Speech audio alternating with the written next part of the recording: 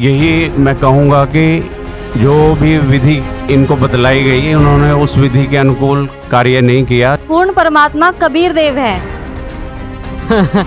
कबीर मेरा मानना यही है कि देखो ये पखंडवाद है जो तांत्रिक हैं या कोई बाबा हैं। नमस्कार दर्शकों, आपका स्वागत है आज की विशेष चर्चा में, जहां हम एक महत्वपूर्ण प्रश्न पर चर्चा करेंगे। अंधकार में डूबते हुए मानव को कौन करेगा भव सागर से पार, यानी जब मनुष्य जीवन की कठिनाइयों में घिर जाता है, उसे इस संसार के दुखों से मुक्ति कौन दिला सकता है। आज हमारे साथ इस प्रश्न पर प्रकाश डालने के लिए 4 विशिष्ट अतिथि मौजूद हैं। संत रामपाल जी महाराज के शिष्य, जो आध्यात्मिकता और संतमत के माध्यम से मोक्ष और शांति की राह बताते हैं। एक डॉक्टर, जो विज्ञान और चिकित्सा के जरिए मानवता की सेवा और स्वास्थ्य को जीवन की दिशा मानते हैं। एक तांत्रिक, जो तांत्रिक विधियों और रहस्यमयी ज्ञान द्वारा समस्याओं का समाधान खोजने का दावा करते हैं।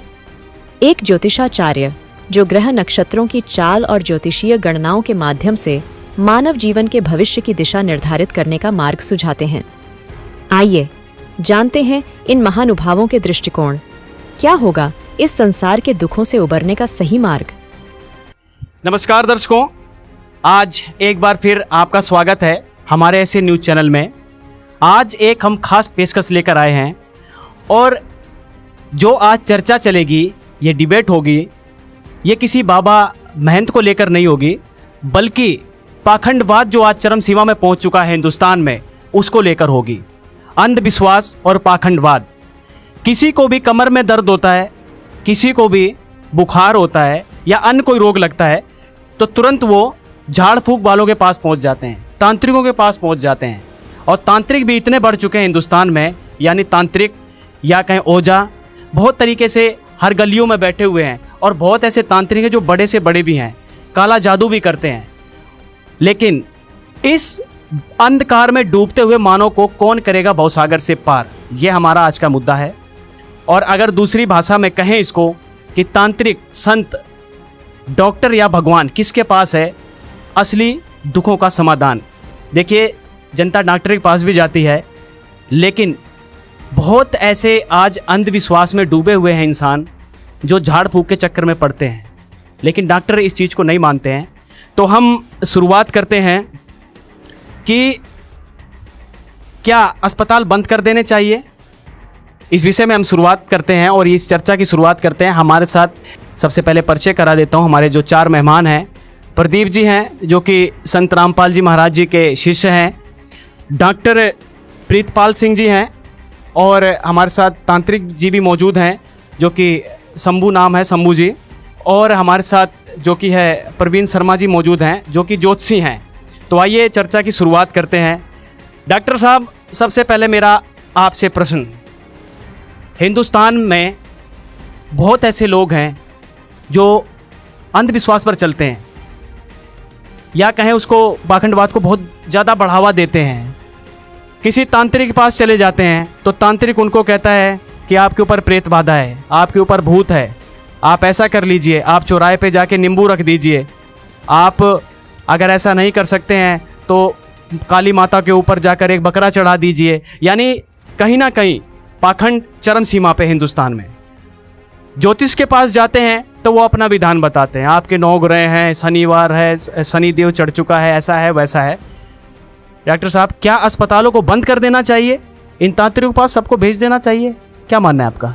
बिल्कुल नहीं, मैं मेडिकल लाइन से हूं और मेरा मानना यही है कि देखो ये पखंडवाद है जो तांत्रिक हैं या कोई बाबा हैं, वो पखंडवाद ये हमारी जो जनता है उनको बिल्कुल गलत तरीके से गाइड कर रहे हैं। और सबसे बड़ी बात तो ये है कि जितने भी हॉस्पिटल हैं और जितने भी डॉक्टर हैं वो पेशेंट का इलाज करते हैं, क्योंकि अगर हॉस्पिटल बंद हो जाएं तो दिन भर दिन रोगी कहाँ जाएंगे। बिल्कुल ये पखंडवादी हैं, और जब इनको भी ज़रूरत पड़ती है, तांत्रिक को ज़रूरत करती है, वो हमारे पास ही आते हैं और हॉस्पिटल से इलाज कराते हैं। शंभू जी, क्या जवाब रहेगा आपका? डॉक्टर साहब कह रहे हैं कि जब आप लोग भी बीमार होते हैं, ये तो बिल्कुल सही बात है। बहुत ऐसे संत हैं जो बीमारी से जूझ रहे हैं, कोई कैंसर से जूझ रहा है, किसी की किडनी खराब है, वो भी डॉक्टर की सलाह पर चलते हैं। आपका क्या मानना है? ऐसा है, भूत प्रेत भी होते हैं, और तांत्रिक विद्या एक ऐसी विद्या है जो कठोर साधना और कठोर तपस्या से तांत्रिक विद्या लोगों को मिलती है। तो कठोर साधना के बाद हमने ये तांत्रिक विद्या यहाँ पर हासिल की है और काफ़ी हजारों लोगों का इस तांत्रिक विद्या से भला होता है, लोगों के कष्टों का जो है निवारण होता है तांत्रिक विद्या से, और काफ़ी साधना के बाद ये तांत्रिक विद्या मिलती है। कहीं ना कहीं डॉक्टर लोग भी आपके पास जाते हैं? बिल्कुल, ये जब सब जगह से लूट जाते हैं डॉक्टर लोग तो हमारे पास आते हैं फिर। बिल्कुल बिल्कुल झूठ बोल रहे हैं ये। मेरे को आप सबूत दिखा सकते हो कि डॉक्टर जाते हैं? बिल्कुल, बहुत सारे डॉक्टर हैं हमारे पास। ज्योतिषी जी, शर्मा जी, आपसे जवाब ले लेते हैं। तांत्रिक जी कह रहे हैं, शंभू जी, कि जब डॉक्टर ठीक नहीं होते हैं तो झाड़ फूक लगवाने मेरे पास आते हैं, लेकिन डॉक्टर साहब कह रहे हैं कि ये तांत्रिक जब बीमार होते हैं, ये संत बाबा बीमार होते हैं तो मेरे पास आते हैं। आपके पास भी आता है कोई? आप किस तरीके से समाधान करते हैं, जरा ये बताइए। भगवान जी ने हमारी जनता की भलाई के लिए, उनके सुखों के लिए ज्योतिष विज्ञान का हमें निरूपण किया। हम उसी के बलबूते पर समाज में जो भी दुखिया हमारे पास आता है उसकी ग्रह नक्षत्र वार इस विधि से उसकी कुंडली बनाते हैं और उसके अनुरूप उसको उपाय बतलाते हैं। यानी कि आप तांत्रिक को भी मानते हैं, डॉक्टर को भी मानते हैं? हाँ, दोनों को मानते हैं क्या? तो आप कैसे समाधान करते हैं? जो आप बता रहे हैं कि कुंडली बनाते हैं, ये करते हैं, वो करते हैं, हम उसके अनुसार मंत्रों को उसको बतलाते हैं और मंत्र शक्ति के द्वारा वो अपना उपाय कर सकता है। यानी कि आप जो है जन्म कुंडली वगैरह बनाते हैं, मंत्र बताते हैं, कुछ समाधान बताते हैं, उस हिसाब से उपाय करता है। देखिए, मैं थोड़ा सा ऑडियंस से जवाब ले लेते हैं। जरा ये बताइए, क्या आप लोग मानते हैं इन तांत्रिकों को? डॉक्टर को मानते हैं? अच्छा, देखिए, कुछ लोग हाँ कर रहे हैं, कुछ लोग ना कर रहे हैं कि मैं डॉक्टर को भी मानता हूँ, कुछ लोग कहते हैं मैं तांत्रिकों पर भी विश्वास करता हूँ। कुछ लोगों का मानना है, डॉक्टर साहब ये कहते हैं कि मैं डॉक्टर पर विश्वास करता हूँ। हालांकि देश में बहुत लोग हैं जो डॉक्टर के पास जाते हैं, पढ़े लिखे लोग हैं, लेकिन कहीं ना कहीं पढ़े लिखे लोग भी फंस जाते हैं इन तांत्रिकों के चक्कर में। ना जाने क्या जादू करते हैं या वाकई में इन पे कोई जादू होता है। तो ये बहुत ही गंभीर मुद्दा है। इस पाखंडवाद को हमने सोचा इस चर्चा के माध्यम से जड़ से ख़त्म किया जाए, और अगर वाकई में तांत्रिक सही हैं तो इन तांत्रिकों के पास ही सबको भेज दिया जाए। या कौन ऐसा इंसान है, या कौन ऐसा भगवान है, या कौन ऐसा आज वर्तमान में संत महान है जो इस अंधकार में डूबते मानव को भवसागर से पार लगा सकता है? यह हमारी चर्चा रहेगी। तो आप लोगों का जवाब सुन लिया। अब जरा बात करते हैं कि संत रामपाल जी के जो शिष्य खड़े हैं, प्रदीप दास जी, जरा इनसे भी जवाब ले लेते हैं। देखिए प्रदीप जी, आपके गुरुजी हैं, वो भी एक संत हैं, एक बाबा हैं। क्या वो झाड़ फूक करते हैं, तंत्र मंत्र विद्या पढ़ते हैं? किस तरीके से लोगों के रोग ठीक करते हैं, या कहें कि किस तरीके से लोगों के भूत भगाते हैं? क्योंकि हम बहुत सारे इंटरव्यू सुनते हैं, वो लोग कहते हैं मेरे तो कैंसर ठीक हो गया, मेरे तो ये बीमारी थी, ये ठीक हो गई। क्या कहेंगे? जवाब। सतगुरुदेव जी की जय। सर, आपने सवाल किया कि संत रामपाल जी कौन सा तंत्र मंत्र या झाड़ फूक करते हैं जिससे उनके भक्तों के रोग दूर हो जाते हैं। मैं आपको बताना चाहता हूँ, संत रामपाल जी महाराज ना तो कोई झाड़ फूक करते हैं, ना कोई तंत्र विद्या करते हैं। वो केवल अपने साधक को शास्त्र अनुसार भक्ति करना बताते हैं। जो हमारे वेदों में, गीता जी में, शास्त्रों में भक्ति है, उस हिसाब से वो संत रामपाल जी महाराज हमें मंत्र देते हैं। उन मंत्रों के करने से साधक को सभी सुख होने शुरू हो जाते हैं।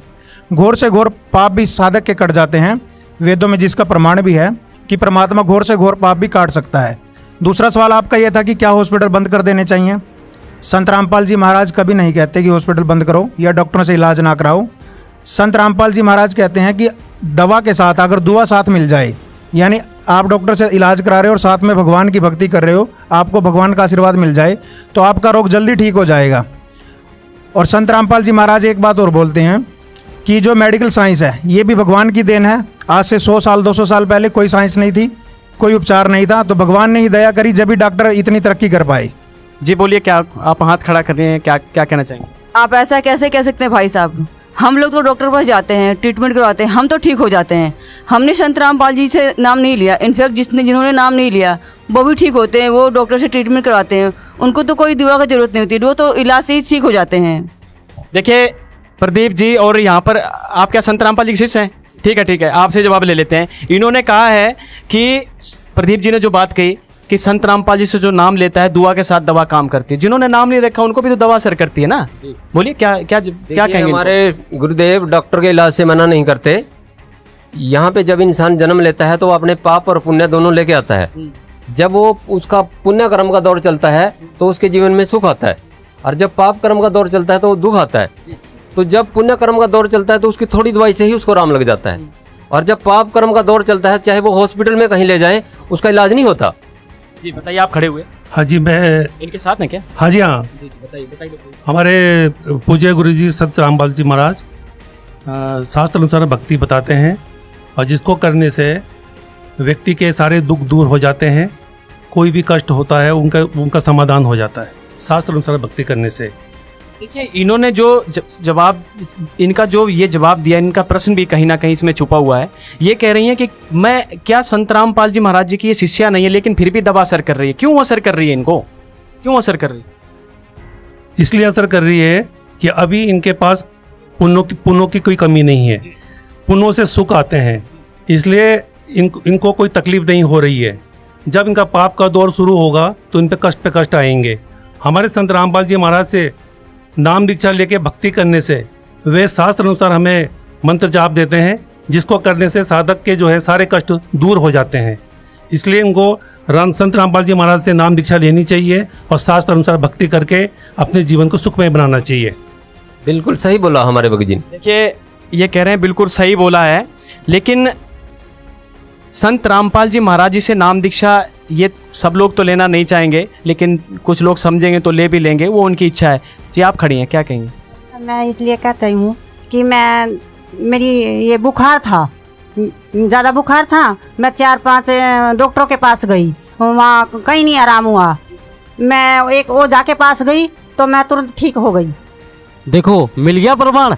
अब बताइए आप लोग, ये होती है हमारी तांत्रिक शक्ति। यानी आप कहना चाहेंगे ये झाड़रा लगवाने गई तो बिल्कुल ठीक हो गई? बिल्कुल बिल्कुल, ये तांत्रिक शक्ति है हमारी। डॉक्टर को दिखाया था आपने? दिखाया था जी। जी डॉक्टर साहब कुछ कह रहे हैं, बताइए। मैं कहना चाहता हूं कि मैं इनसे ये पूछना चाहता हूं, क्या आपने रिपोर्ट करवाई थी? क्या आपने टेस्ट करवाए थे, ब्लड टेस्ट या रिपोर्ट, कोई भी रिपोर्ट करवाई थी आपने? नहीं करवाई तो आपको कैसे पता चला कि आपको ये दिक्कत है? यानी डॉक्टर साहब आप कह रहे हैं कि आप रिपोर्ट पे विश्वास करते हैं, क्या इन्होंने कोई रिपोर्ट करवाई थी? बिल्कुल बिल्कुल, मैं रिपोर्ट पे विश्वास करता हूं, और इन्होंने कोई रिपोर्ट नहीं करवाई। कई बार ऐसा होता है आपने रिपोर्ट करवाई कोई? नहीं। मेडिकल खून जांच करवाई? नहीं, कोई जांच नहीं करवाई डॉक्टर साहब? बिल्कुल, कई बार ऐसा होता है, मैं आपको बताना चाहूँगा सर, कई बार ऐसा होता है कि डाइट की वजह से, मान लो हमने डाइट चेंज की है या हमारे को कोई वायरल आ रहा है, तो कुछ समय ऐसा होता है कि डॉक्टर से इन्होंने इलाज करवाया, कुछ समय के बाद उन्होंने ठीक होना था, बट जब उन्होंने ठीक होना था अचानक से वो किसी तांत्रिक के पास पहुंच गए, और तांत्रिक ने जो भी अपनी झाड़ फूक की, उनको ऐसा लगा कि मेरे को तांत्रिक ने ठीक कर दिया। ये एक अंधविश्वास है, और बहुत बड़ा तांत्रिक लोग जो होते हैं, बाबा लोग, वो एक ढोंग रचा रहे हैं और डॉक्टरों को भी बदनाम कर रहे हैं। देखिए, ये तो बात बिल्कुल सही है डॉक्टर साहब, आपकी बात से तो मैं बिल्कुल सहमत हूँ। मैं कई बार ऐसा होता है विटामिन B12 कम हो गया तो कमर में दर्द हो जाता है, कि शरीर में भी पेन हो जाता है, लेकिन अच्छी डाइट लेने से वो ठीक हो जाता है। और ये लोग तांत्रिक के पास चले जाते हैं, और तांत्रिक सोचता है कि मैंने ठीक कर दिया, और ये लोग सोचते हैं ऐसा कुछ नहीं है। जब ये लोग भी परेशान होते हैं तो ये लोग भी खुद हमारे पास आते हैं। बिल्कुल नहीं, बिल्कुल नहीं तांत्रिक साहब, अच्छे पढ़े लिखे डॉक्टर जो हैं बिल्कुल किसी तांत्रिक के, किसी बाबा पे विश्वास नहीं रखते। सभी लोग आते हैं, इसमें वहम है आपका। सभी लोग आते हैं हमारे पास, कोई सबूत नहीं है। तांत्रिक विद्या में आप लोग जो उंगली उठा रहे हैं, ये सनातन धर्म और उसकी जो परंपरा, चलिए देखिए, ये डॉक्टर साहब जो कह रहे हैं ना, इस बात से मैं सहमत हूँ। शंभू जी, शर्मा जी, आप किस तरीके से समाधान करते हैं? बड़ी देर से शांत हैं, बताइए किस तरीके से समाधान करते हैं? मान लीजिए यही आपके पास पहुंच जाती हैं, बुखार था, कमर में दर्द था, ठीक नहीं हो रही थी, लेकिन डॉक्टर साहब ने बताया कि ये ठीक हो गई, हो सकता है अच्छी डाइट ले ली हो, वायरल बुखार आ रहा है, वायरल के कुछ सीमा होती है 4-5 दिन की, और उस दिन ठीक होनी हो, और उसी दिन तांत्रिक के पास चली गई, और वो सोचते हैं मैंने ठीक कर दिया, ये सोचती है उसने ठीक कर दिया। ठीक है, तो आप किस तरीके, मान लो आपके पास आते हैं तो आप क्या करते हैं कि क्या? ज्योतिष में इसका समाधान हम इस प्रकार करते हैं कि हम उसी समय उसकी प्रश्न कुंडली लगाते हैं, और प्रश्न कुंडली लगाने से हमें उनके ग्रहों की स्थिति का अनुभव होता है, और उन्हीं ग्रहों की स्थिति के अनुरूप उनको उपाय बताया जाता है, और उसको लाभ मिलता है। यानी ये जो शनि होते हैं, ग्रह होते हैं, हाँ, ये नवग्रह होते हैं, और 12 राशियां होती हैं, और ये सारा जो सौर मंडल है उसी विधि से ये क्रियामान रहता है। मैं भी एक पंडित के पास गई थी तो मैं बहुत दुखी थी सर। उसने कहा कि आप पे 60 सती है, आपको शनि देवता की पूजा करनी पड़ेगी और शनिवार के शनिवार तेल चढ़ाना पड़ेगा। सर मैंने दिल से शनि देव की पूजा की, पर मैं हर दिन जाती रही सर, वहाँ पे मुझे कोई लाभ नहीं मिला। और मैंने अपने जो बच्चों के मुंह में वाला उस तेल से देना था, मैं शनि देवता को पूजती रही, पर सर मेरा कहीं पे कोई विश्वास नहीं, किसी देव देवता पे कोई विश्वास नहीं रहेगा कि ये शनि की 60 सती भी होती तो मेरे ऊपर से, मैंने दिल से पूजा की थी तो वो मेरी 60 सती जरूर जाती सर। ये बताइए, जो शनिवार को आते हैं ना, शनिवार दो जो ये तेल मांगते हैं, उनको भी दिया आपने? सर मैंने बहुत दिया दान सर, उनको घर में आना, मंदिर में जाना, शनि के स्पेशल जाना कि मेरी 60 सती दूर हो जाए। सर मेरे घर से क्लेश और दुख नहीं गया सर। देखिए ज्योतिष जी, आपसे मेरा प्रश्न है, बहुत ऐसी माताएं बहनें हैं जिनको आप जैसे लोग समाधान बताते हैं, आप जाइए तेल चढ़ा दीजिए। और मुझे तो ऐसा लगता है कुछ ऐसी भी माताएं बहनें हैं, घर में सब्जी बनानी होती है तो सोचती पहले शनि को देव को सब तेल दे दो, सब्जी तो बन जाएगी, कोई दिक्कत नहीं है। सब्जी बनाने के लिए सरसों का तेल नहीं होना चाहिए, लेकिन शनिदेव के लिए होना चाहिए। इतनी आस्था होती है, और जिस तरीके से इनके चेहरे का भाव देखकर, इनकी आस्था देख के ये आप समझ सकते हैं कि इनको लाभ नहीं मिला। तो क्यों लाभ नहीं मिला, कुछ जवाब है आपके पास? उसमें यही मैं कहूँगा कि जो भी विधि इनको बतलाई गई, उन्होंने उस विधि के अनुकूल कार्य नहीं किया, जिसके कारण इनको लाभ नहीं हुआ। विधि आपने नहीं पूरी की थी क्या? बिल्कुल, मेरे को जिस तरह से बताया था कि हर शनिवार जो गली में आता है उसको भी तेल देना है, जो मंदिर में है उसको भी तेल देना है। सर मैंने उनके सारे उपाय दिल से किए, पर सर मुझे लाभ नहीं मिला। ठीक है, देखिए आपने किए होंगे, क्योंकि जो दुखी होता है ना ज्योतिष जी और शंभू जी, जो दुखी होता है तो दिल से ही करता है उपाय। अगर आप लोग कहेंगे ना कि जाओ भाई पीपल में लटक जाओ 1 घंटे और धागा बांध के उसी धागे में लटकना, तो हो सकता है वो उसमें भी लटक जाएगा थोड़ी देर के लिए, उल्टा भी लटक जाएगा, क्योंकि उसको सुख प्राप्त करना है, अपने रोग कटवाने, अपने दुख कटवाने हैं। सर पाखंडवाद चरम सीमा पे है। जी आप खड़े हैं काफ़ी देर से, जी क्या कहना चाहते? मैं कहना चाहता हूं कि ये सब झूठ बोल रहे हैं, ये एकदम बकवास है। मैं इन चीज़ों में विश्वास नहीं करता। मैं आपको एक घटना बताना चाहता हूं। मैं भिवानी के संजय बजाज का मैंने यूट्यूब पे इंटरव्यू देखा था। वो एक पंडोखर सरकार के पास गए, जिन्होंने पर्ची कटाने के नाम पर 2100 रुपये, रामायण कराने के नाम पर 3300 रुपये और हवन कराने के नाम पर लाखों रुपए उनसे ठग लिए, और उनको कोई फ़ायदा नहीं हुआ। और ये सब बाबा एक जैसे हैं, झूठे हैं, पाखंडी हैं। और कुछ कहना चाहेंगे? आपने और भी कोई इंटरव्यू देखा है? कितने रुपए लगभग जो संजय बजाज, कहाँ के थे वो भिवानी के संजय बजाज हरियाणा भिवानी के रहने वाले थे, और उन्होंने कई लाखों रुपए लुटा दिए और उनको किसी तरीके का कोई फायदा नहीं हुआ। देखिए बहुत बड़ा प्रमाण दिया इन्होंने, बाकायदा यूट्यूब बताया और संजय बजाज नाम से बताया कि इन्होंने देखा एक पंडोखर सरकार है, वो पर्ची निकालते हैं, बागेश्वर धाम वाले भी पर्ची निकालते हैं। आप लोग कहते हैं कुछ जन्म कुंडली बताते हैं, आगे की बता देते हैं कि तेरा इस टाइम एक्सीडेंट हो जाएगा, इस टाइम ये हो जाएगा। ज्योतिष जी बताते हैं ना? जी बताते हैं, समाधान भी बताते हैं, लेकिन कईयों के समाधान फिट बैठ जाते हैं, लेकिन कईयों के नहीं बैठते हैं। और जैसा कि अभी संत रामपाल जी के जो शिष्य थे उन्होंने कहा था कि कर्म का लेखा जोखा है, अच्छे पुण्य है, तो वो जहाँ भी जाएंगे उनको फिट बैठ जाएगा, वो सोचते हैं उस बाबा से या उस संत से लाभ मिल चुका है। ठीक है, आगे जवाब ले लेते हैं। आप खड़ी हो, क्या कहना चाहते हैं? जैसे कि भैया ने अभी बोला कि ये जितने भी बाबा पंडित हैं या पाखंडवाद को प्रमोट कर रहे हैं, आज के जो यूथ है वो ना सोशल मीडिया पे ज़्यादा भरोसा करती है, क्योंकि उसका most of the time social media पर ही जा रहा है। तो आप ना सोशल मीडिया पर इतने सारे फेसबुक पेजेस हैं, यूट्यूब चैनल्स हैं, आप उस पर भी देख सकते हो। ऐसे बहुत, ये कोई संत की पहचान नहीं होती है कि आप नाच रहे हो, कूद रहे हो, गा रहे हो, सिर हिला रहे हो।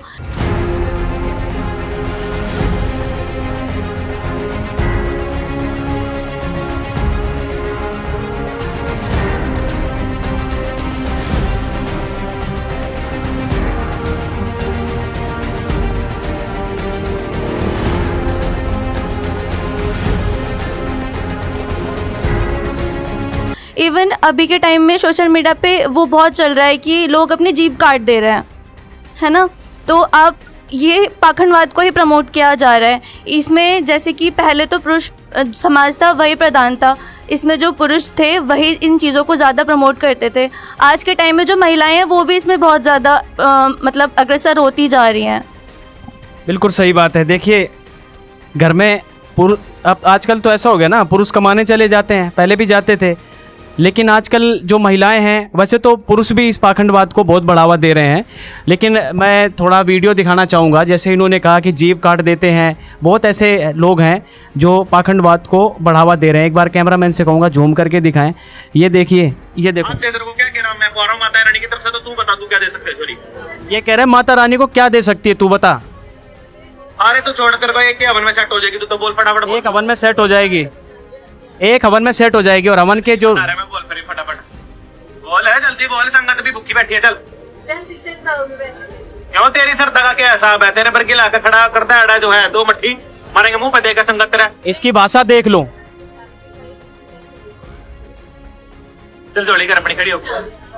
ये भी काला जादू करता है, इसका नाम है रुद्र तारा, और कहता है माता को क्या देगा, माता को क्या देगी, क्या लाई है, जल्दी कर। यानी कि कहीं ना कहीं माता के नाम पे ये खुद अपनी झोली भरते हैं और फिर कहते हैं कि हमने तो यह गवन कराना था। और भी बहुत सारी वीडियो हैं। ये देखिए, ये बाबूजी को देखिए क्या कर रहे हैं। ये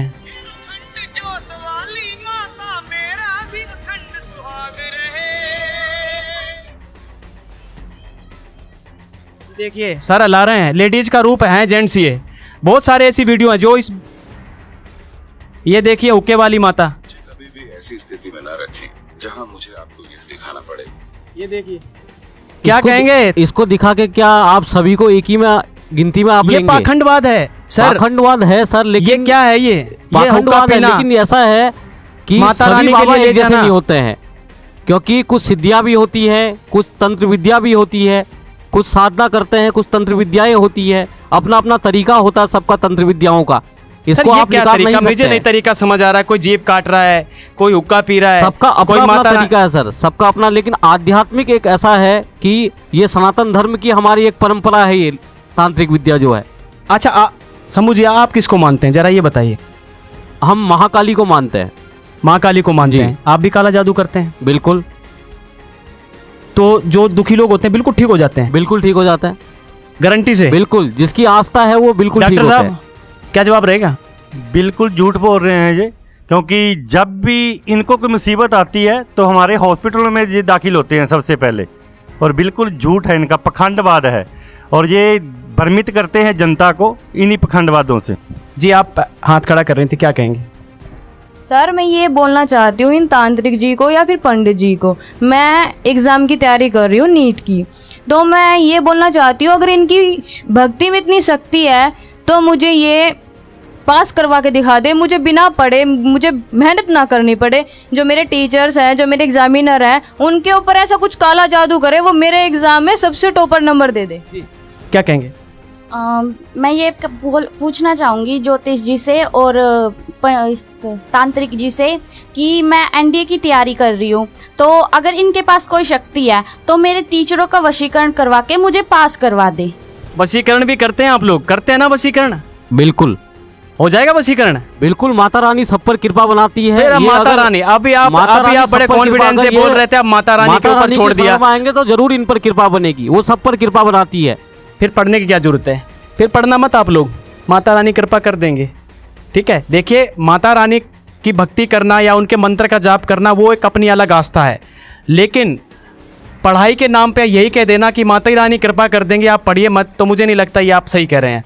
ये कहीं ना कहीं ये नहीं कह रहे हैं कि पढ़ो मत, लेकिन आध्यात्मिक एक अपना अलग जगह है, उसका एक अलग स्थान है अध्यात्म।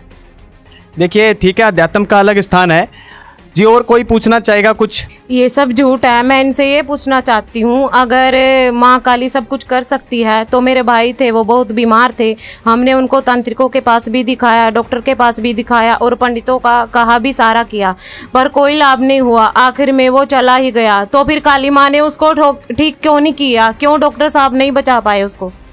कर्मों का फल है, वो तो भोगना ही पड़ेगा। कर्मों का फल तो सबको ही भोगना पड़ता है।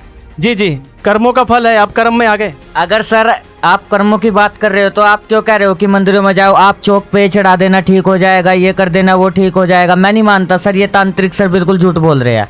कोई कर्मों का फल नहीं है सर ये। यानी घर रहो भक्ति करो। बिल्कुल घर रहो अपना भक्ति करो। ये सीधा ये क्यों नहीं कह देते, पहले तो लोगों को भड़काते हैं, पैसे तारते हैं उन पे से, फिर कह देते हैं कुछ नहीं होता। ऐसे थोड़ा ही होता है सर। अपना ठीक कह रहे हैं, ये बिल्कुल सही कह रहे हैं। हाँ जी बिल्कुल सही कह रहे हैं। देखिए बिल्कुल सही कह रहे हैं तांत्रिक जी। शंभू जी आप खड़ी हैं, क्या कहेंगे? क्यों नहीं कटते जी पाप कर्म करते हैं और इसका सबूत भी है। वो तो कह रहे हैं कटते नहीं है। ज्योतिषी पाप कर्म कटते हैं? नहीं कटते। जो कर्म है वो भोगना पड़ता है। हाँ, जब ब्रह्मा विष्णु महेश ने जी सृष्टि का निर्माण किया तब एक विधान बनाया जी, और उस विधान को मैं आपको बता देता हूँ कि कैसे बनाया। कर्म प्रधान विश्व करी राखा, जो जस करी सो तो फल चाखा। जो इस संसार में आएंगे उनको अपने पूर्व जन्म के कर्मों के अनुसार ही फल भुगतना पड़ेगा। हाँ। यानी कि जो ये बीमारी है, रोग है, ये पूर्व कर्मों का फल है। बस इसमें कोई संदेह नहीं। जी क्या कर्म कर सकते हैं जी? मेरे पास है जी, वो मैं आपको दिखाऊंगी। उससे पहले मैं आपको कुछ बताना चाहती हूँ जी। जैसे मेरा बेटा मतलब पंडित से हमने जन्म कुंडली बनवाई थी, तो उसने जन्म कुंडली में बोला था अभी जब इसका बेटा 16 साल का हो जाएगा तो इसकी माँ के ऊपर ऐसी ऐसी भयानक बीमारियाँ आएंगी, उन बीमारियों में ये ख़त्म भी हो सकती है। तो पंडित जी ने तो बोल दिया और उन्होंने तो काटा नहीं इसको। तो मेरे संत रामपाल जी महाराज ने इन बीमारियों को, मेरे पाप कर्म को काटा, और उसका सबूत मैं आपको दिखाना चाहती हूँ। देखिए जी, दिखाइए। ये देखो क्या दिक्कत थी आपको, क्या फोटो दिखा रहे? मेरे को 3 रसोलियाँ थी जी, कमर में भी दिक्कत थी। वैसे तो बीमारियाँ बहुत ज़्यादा थी जी, माइग्रेन भी था, आंखों की भी दिक्कत थी, पर ये रसोली की मैं आपको दिखाना चाहती हूँ। देख दिखाओ, फोटो दिखाओ जरा, रसोली की दिखाओ। कितनी बड़ी रसोली थी? ये तो बहुत बड़ी रसोली है।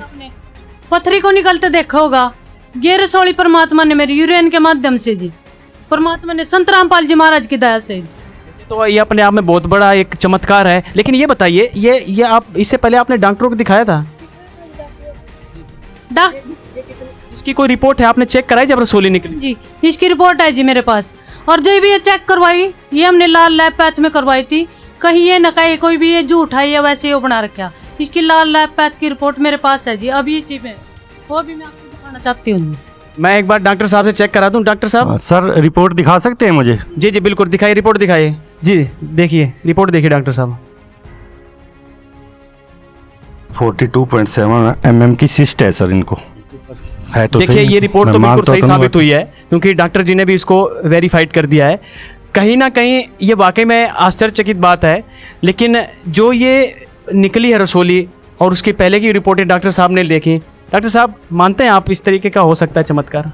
देखो मैं मानता तो नहीं हूँ, बट इसमें है, निकली हुई है भी है। 42.7 की सिस्ट है इनको जी, जो पहली रिपोर्ट में मैंने चेक किया 42.7 की सिस्ट है जी, और दूसरी में नहीं है। तो निकल गई ना वो? बिल्कुल निकल गई, पर हाँ जी मानने में आता तो नहीं। देखिए अब जो प्रमाण आप रिपोर्ट मांग रहे थे तो रिपोर्ट भी उन्होंने दिखा। जी बोलिए, क्या कहेंगे? सर मैं भी कुछ कहना चाहती हूँ। मेरे हस्बैंड की पिछले साल तबीयत ख़राब हुई थी, तो उनको हार्ट अटैक हुआ था, तो उनकी पूरी ब्लॉकेज हो गई थी नसें। तो डायलिसिस भी, उनके liver fail, kidney fail, heart fail, पूरा भी फेल। एक तरह से डॉक्टर ने कह दिया था इनको घर ले जाओ, इनमें कुछ नहीं है। तो हमने गुरुजी संत रामपाल जी महाराज से अरदास लगवाई थी। तो इसके बाद उनकी डायलिसिस होने के बाद भी आज भी बिल्कुल ठीक है, उनकी कोई डायलिसिस नहीं चल रही है, और हार्ट भी बिल्कुल ठीक है, बिना ऑपरेशन के सही चल रहे हैं, और शुगर भी कंट्रोल हो गई है, लीवर किडनी सब कुछ ठीक है। उनकी रिपोर्टें भी मेरे पास हैं, आप देख सकते हैं। रिपोर्ट दिखाओ। डॉक्टर साहब तो रिपोर्ट पे विश्वास करेंगे। जैसे अभी इनके कमर में दर्द था, झाड़ा लगवाया, ठीक हो गया, रिपोर्टें थी नहीं, लेकिन आपने झाड़ा नहीं लगवाया? झाड़ा नहीं लगवाया सर, हमारे संत रामपाल जी महाराज ने उन्हें। अच्छा, आपने नाम दीक्षा ली हुई है? ये रिपोर्ट दिखाई। हाँ जी ये देखो, कैमरा के सामने दिखाओ। हाँ जी ये हैं रिपोर्टें। उनके कैरेटिन भी 16 कैरेटिन 9 हो गया था, जो नॉर्मल एक बंदे का सिर्फ 1 या 1.2 ही होता है, इससे ज़्यादा नहीं होता। तो फिर भी उनकी 6 डायलिसिस हुई थी लगातार। डॉक्टरों ने कह दिया था कि ये डायलिसिस के बगैर जिंदा नहीं रह सकते। तो अब नहीं सर, 1 साल हो गया, बिल्कुल नॉर्मल है, उनकी कोई डायलिसिस नहीं हो रही, और हार्ट भी ठीक है, और मालिक की दया से बिल्कुल ठीक में है, और मालिक की शरण में है, बिल्कुल ठीक। डॉक्टर साहब कहीं ना कहीं भगवान तो है, ये तो मानना पड़ेगा। ये तो मानना है कि भगवान तो है, बट जो लोग भ्रमित हैं जी, मैं उनको नहीं मानता। क्योंकि मेडिकल लाइन जो है ये एक भ्रमित लोगों को देखिए नहीं यहाँ मानती, पर केवल पहले की ऐसा- बीमारी की जांच दिखाना, फिर बीमारी ठीक हो जाना, उसकी रिपोर्ट दिखाना, जांच की रिपोर्ट दिखाना, ये वाकई में अपने आप कहीं चंबित करने वाली बात है। जी बोलिए प्रदीप जी, उंगली उठा रहे हैं। सर मैं ये कहना चाहता हूँ, अभी आपने शंभू जी से और शर्मा जी से पूछा था कि पाप कर्म खत्म हो सकते हैं क्या। इन्होंने कहा कि पाप कर्म का नाश नहीं हो सकता, पाप कर्म तो भोगने पड़ेंगे। तो इसका मतलब ये है कि जो ये साधना कर रहे कर्म हैं, की बात कही थी, कर्म की बात। हाँ, कर्म जी, आप कर्म दो की मिनट बात इनका की। जवाब ले लेते हैं पहले। सर मैं ये कहना चाहूँगा, जैसे कि अभी ये बहन कह रहे थे कि पाप कर्म कट सकते हैं, और दूसरी तरफ ज्योतिषी जी बोल रहे हैं कि पाप कर्म नहीं कट सकते हैं। तो हमें जानना चाहते हैं कि ये पाप कर्म कट सकते हैं या नहीं कट सकते, और अगर कट सकते हैं तो वो कौन परमात्मा है, कौन भगवान है ऐसा जो ये पाप कर्म हमारे काट सकता है और हमको सुखी कर सकता है। देखिए एक तरफ तो कोई कहता, ये बोल रहे हैं शंभू जी की पाप कट नहीं सकते हैं, आप भी बोल रहे हो कर्म कर्म फल, क्या वाणी बोली थी, कर्म प्रधान विश्व करी हाँ जी, राखा, यानी जो जस कर्म- करी सो तो फल चाखा। वो फल वैसे ही चाकता है। ठीक, बैठ जाइए, कोई बात नहीं, जवाब ले लेंगे। जी जी 2 मिनट। तो यहाँ पर अब हम जवाब लेते हैं, आप हाथ खड़ा कर रही हैं। क्या कर्म कट सकते हैं? अगर कर्म कट सकते हैं तो वो कौन काट सकता है, वो कौन भगवान है जिसकी भक्ति से कर्म कटेंगे, पाप कटेंगे? वैसे तो प्रदीप जी थोड़ा सा आपसे मेरा सवाल है, पाप से दुख होते हैं और पुण्य से सुख होते हैं, क्या ये सही बात है? सच है? ये लोग, आप लोग भी मानते हैं सर? शंभू जी बिल्कुल बिल्कुल, आप भी मानते हैं? शर्मा बिल्कुल जी ठीक कह रहे हैं आप। देखिए पाप कटेंगे तो सुख होगा, तो इन्होंने पूछा ये क्या कर्म है, कौन काट सकता है, क्या कहेंगे आप? देखिए इस शंका का निवारण संत रामपाल जी आप करती क्या हैं? जी मैं CHO हूँ, कम्युनिटी हेल्थ ऑफिसर हूँ, सुनेड़ी गांव में मेरी पोस्टिंग है। और जो ये झाड़े वाली बात है, इसके ऊपर मैं थोड़ा सा कुछ बताना चाहूँगी कि एक बुखार का पेशेंट मेरे पास आता है, दवाई लेके वो ठीक हो जाता है। एक और बुखार का पेशेंट मेरे पास आता है, वो मुझे बोलता है कि मैंने झाड़ा लगवाया था। अगर उसने झाड़ा लगवाया था, उसको आराम नहीं मिला, तो वो मेरे पास दवाई लेने क्यों आया? और ऐसे भी पेशेंट होते हैं जो दवाई लेके जाते हैं, उनको असर भी नहीं होता। तो ये सब कन्फ्यूज़न क्या है, इसका एंड क्या है कि ये कर्मों के आधार से होता है। पाप से हमें दुख होता है और पुण्य से हमें सुख होता है। आप वहाँ मेन पॉइंट पे आइए, जो ये बता रहे हैं, जो मेन मुद्दा है कि कर्म कैसे कट सकते हैं, कौन कर्म काट सकता है, किसकी भक्ति करनी चाहिए, कौन वो भगवान है? देखिए वो परमात्मा हमें भवसागर से पार करेगा, डूबती हुई नैया को हमारे पार लगाएगा, कौन है वो? सर मैं बताती हूँ आपको, वो परमात्मा, पूर्ण परमात्मा कबीर देव है। कबीर देखिए कबीर जी तो संत हुए हैं। नाम ही सुनते सब लोग आश्चर्यचकित हो गए, कुछ लोग हुए हैं, कुछ लोग कबीर जी तो संत हुए हैं। जी हाँ, कबीर साहिब, तांत्रिक जी कबीर साहिब, वही पूर्ण परमात्मा कबीर साहिब। मैं आपको बताती हूँ, मैं संत रामपाल जी महाराज की शिष्या हूँ, और हमारे संत रामपाल जी महाराज पूर्ण परमात्मा कबीर साहिब की भक्ति बताते हैं, शास्त्रों अनुसार भक्ति बताते हैं।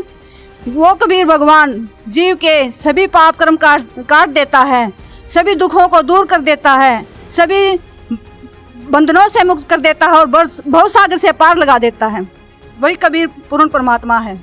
नमस्कार दर्शकों, अभी हमने सुना संत रामपाल जी महाराज के अनुयायी के विचार और उनके द्वारा प्रस्तुत प्रमाण, जिसमें उन्होंने बताया कि पूर्ण परमात्मा व्यक्ति के पाप नाश कर सकता है।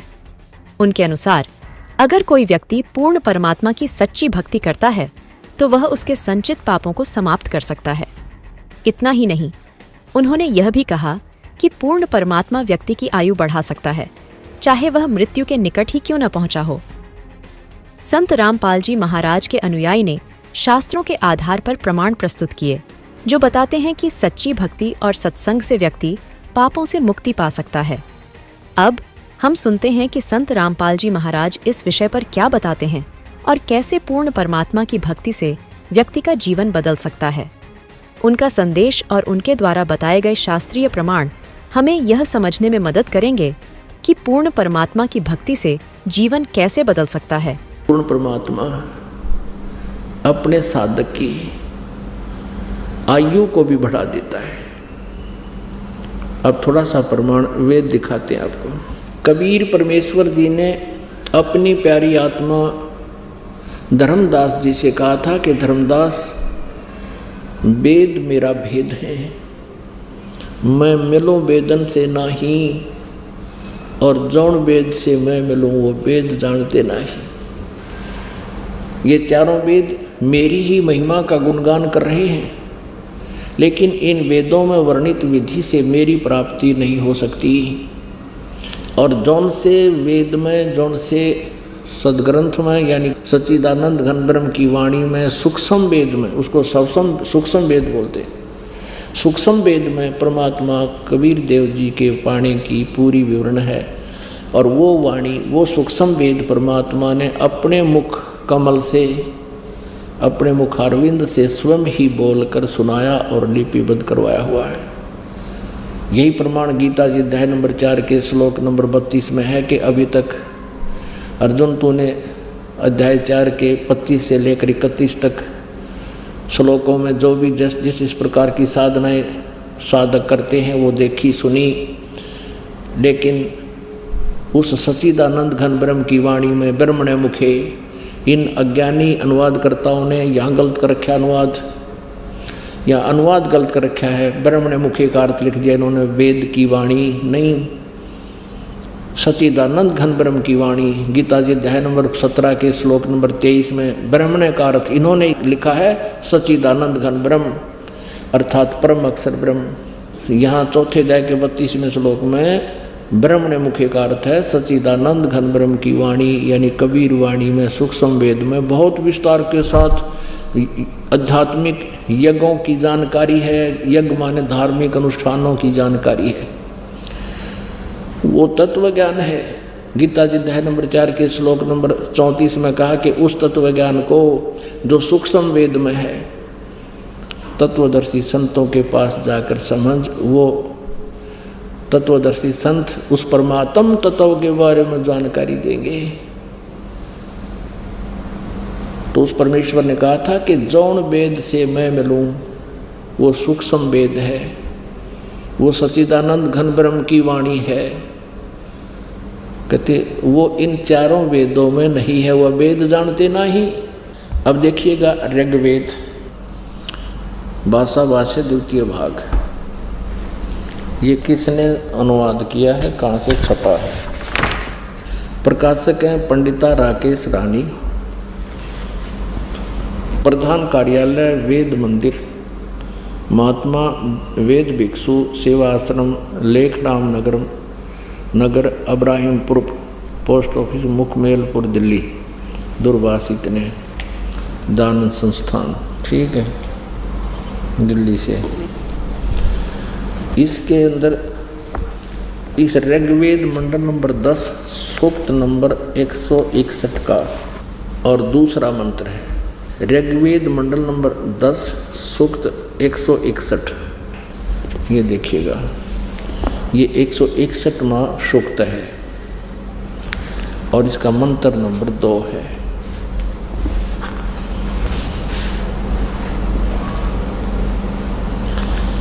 यदि किसी रोगी की जीवन शक्ति समाप्त हो, यदि वह सीमा से भी परे हो गया है, यदि वह मृत्यु के सन्निकट चला गया है, तो भी उसे मैं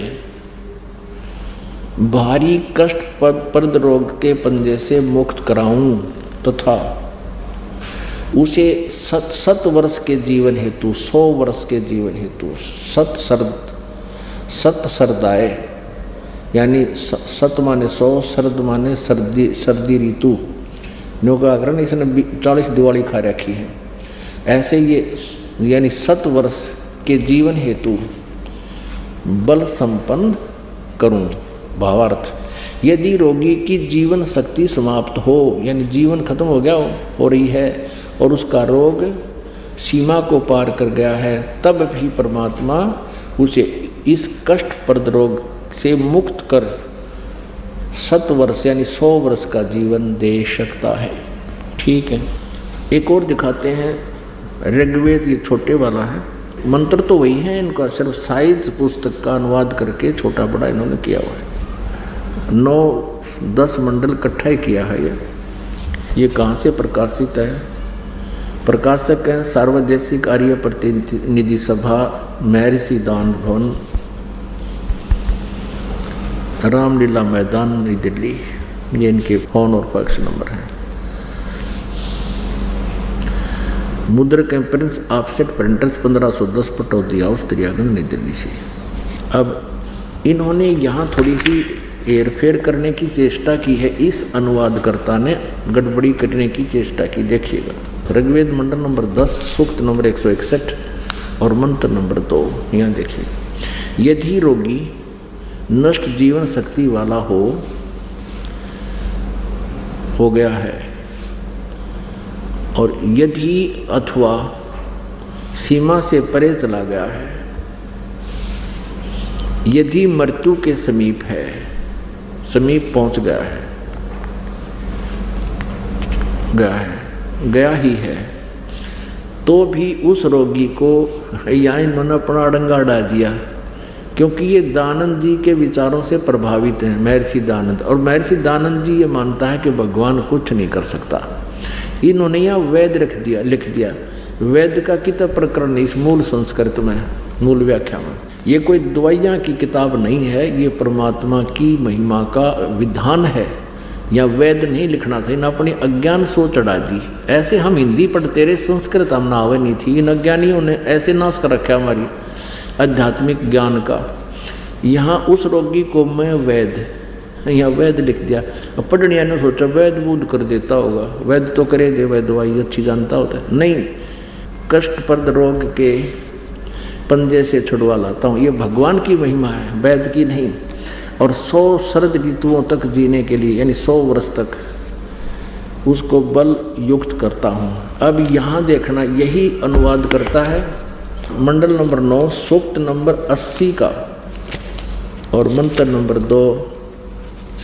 यहाँ ये भूल गया किता है, वह दानंदाली विधान को भूल गया। ये देखना, ऋग्वेद मंडल नंबर 9 सूक्त नंबर 80 और इसका ये दूसरा मंत्र है, दूसरा।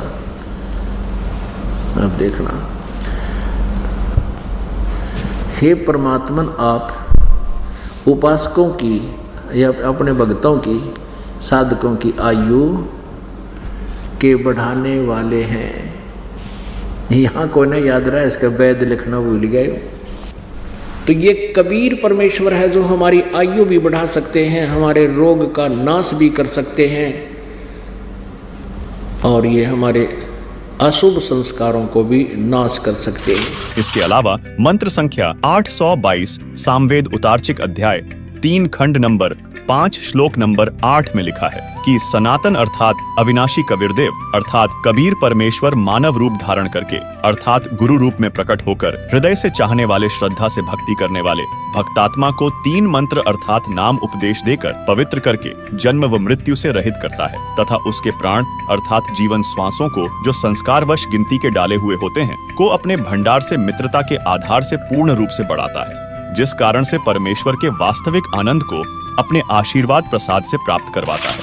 दर्शकों, अभी आपने सुना संत रामपाल जी महाराज का सत्संग, जिसमें उन्होंने बताया कि कैसे पूर्ण परमात्मा की सच्ची भक्ति से व्यक्ति अपने पापों से मुक्त हो सकता है और अपने जीवन को एक नई दिशा दे सकता है। उनके द्वारा दिए गए शास्त्रीय प्रमाण और तर्क हमें यह सिखाते हैं कि सत्य के मार्ग पर चलकर और एक सच्चे गुरु की शरण में जाकर व्यक्ति परमात्मा की कृपा प्राप्त कर सकता है। यह सत्संग हमें यह समझाने में सफल रहा कि पूर्ण परमात्मा ही वह शक्ति है जो हमारे संचित पापों को समाप्त कर हमें एक सुखी और स्वस्थ जीवन प्रदान कर सकता है। हमें उम्मीद है कि इस प्रवचन से आपको अपने जीवन में भक्ति और अध्यात्म के महत्व को समझने का अवसर मिला होगा। ये वाणी संत गरीबदास जी महाराज जी की है, जो हमें संत रामपाल जी महाराज जी ने बताई है। दास गरीब तबीब सतगुरु बंदी छोड़ कबीर हैं। तबीब का अर्थ क्या होता है? डॉक्टरों का डॉक्टर, वेदों का वेद, जो हमारे सर्व मनुष्य के जो सर्व रोग हैं उनका तो नाश करेगा ही करेगा, और जो सबसे बड़ा दीर्घ रोग है जन्म मृत्यु का, वो भी नाश करेगा। वो केवल पूर्ण परमात्मा कबीर देव ही हैं जो कर सकते हैं। हाँ जी, बिल्कुल, कुछ कहना चाहिए? हाँ जी, जम जो राजा से डरे मिटे कर्म के लेख, अदली असल कबीर है कुल के सतगुरु एक। वो पूर्ण परमात्मा कबीर साहिब जो जीव के सभी बंधनों को काट कर उस पर मेघ मार देता है। ये भी संत रामपाल जी के शिष्य हैं। प्रदीप जी, आप भी शिष्य हैं। जमजोरा जा से डरे मिटे कर्म के लेख बताया इन्होंने, इसका मतलब क्या हुआ? जमजोरा का मतलब सर यम के दूत, जब मनुष्य शरीर से हम जाते हैं, हमारी मृत्यु होती है, तो यम के दूत लेने आते हैं जी। जो कबीर साहब जी की शरण में आ जाता है उसको यम के दूत लेने नहीं आते। यानी इस वाणी का अर्थ है जम जोरा मौत और यम के दूत जिससे डरते हैं जी। वो सतगुरु कबीर साहब हैं, पूर्ण परमेश्वर जी। वो सभी कर्म के लेखों को मिटा देते हैं। महाराज जी से नाम दीक्षा ली हुई है और हमारे गुरुजी अपनी एक वाणी में कुछ बताते हैं। उनका कहना भी, जैसे पंडित जी और तांत्रिक जी ये बता रहे थे कि पंडित जी का कहना था कि राहु केतु होते हैं, साढ़े सती होते हैं, ये सब हमारे ऑब्स्टेकल्स पैदा करते हैं हमारी लाइफ में और प्रॉब्लम्स इन्हीं की वजह से होती हैं। तो हमारे गुरुजी की एक वाणी है, राहु केतु रोके नहीं घाटा, सतगुरु खोले बजर कपाटा। अब इस वाणी में परमात्मा हमें ये बताना चाहते हैं, संत रामपाल जी महाराज जी ये बताते हैं कि जो ये राहु केतु जो हमारे ग्रह हैं ये हमारा कोई भी किसी भी तरह की हमारी लाइफ में रुकावट नहीं डाल सकते। ये परमात्मा की शरण में आने से, जब हम सच्चे संत की शरण में आते हैं, सत भक्ति को करते हैं, तो ये हमारा किसी भी तरह का कोई भी घाटा नहीं डाल सकते, कोई भी हमें रुकावट नहीं डाल सकते। इसके बाद परमात्मा जी ये कहते हैं, नौ ग्रह नमन करे निर्वाणा, अविगत नाम निरालम जाना। यानी कि जो ये 9 ग्रह हैं ये परमात्मा सतगुरु रामपाल जी महाराज जी की शरण में आने से उनके नमन करते हैं, उनके शरणों में पड़े रहते हैं और जो वो सच्चा नाम देते हैं, अविगत नाम देते हैं, उससे हमारा कोई भी ये बाल बांका भी नहीं कर सकते। ये प्रमाण है संत रामपाल जी महाराज जी की वाणी में, संत गरीबदास जी महाराज जी की। यानी कि शनिदेव हो गए, 9 ग्रह हो गए, ये सब वो सत भक्ति से या कहें कबीर जी की भक्ति से, आपके गुरु जी से नाम दीक्षा लेने के बाद सब शांत हो जाते हैं, ये कहना चाहेंगे? जितने भी ये लोग बता रहे हैं कि किसी को कष्ट हो जाता है, कुछ हो जाता है, तो संत रामपाल जी महाराज जी जो हमें सत भक्ति बता रहे हैं उससे ये सब हमारे को कुछ नहीं होता। हम सत एक मिनट मेरी बात सुने आप। जी जी बोलिए बोलिए सर। हम भी 9 ग्रहों का स्तोत्र ही उनको जपने के लिए कहते हैं और उस स्तोत्र के जपने से उनको लाभ मिलता है।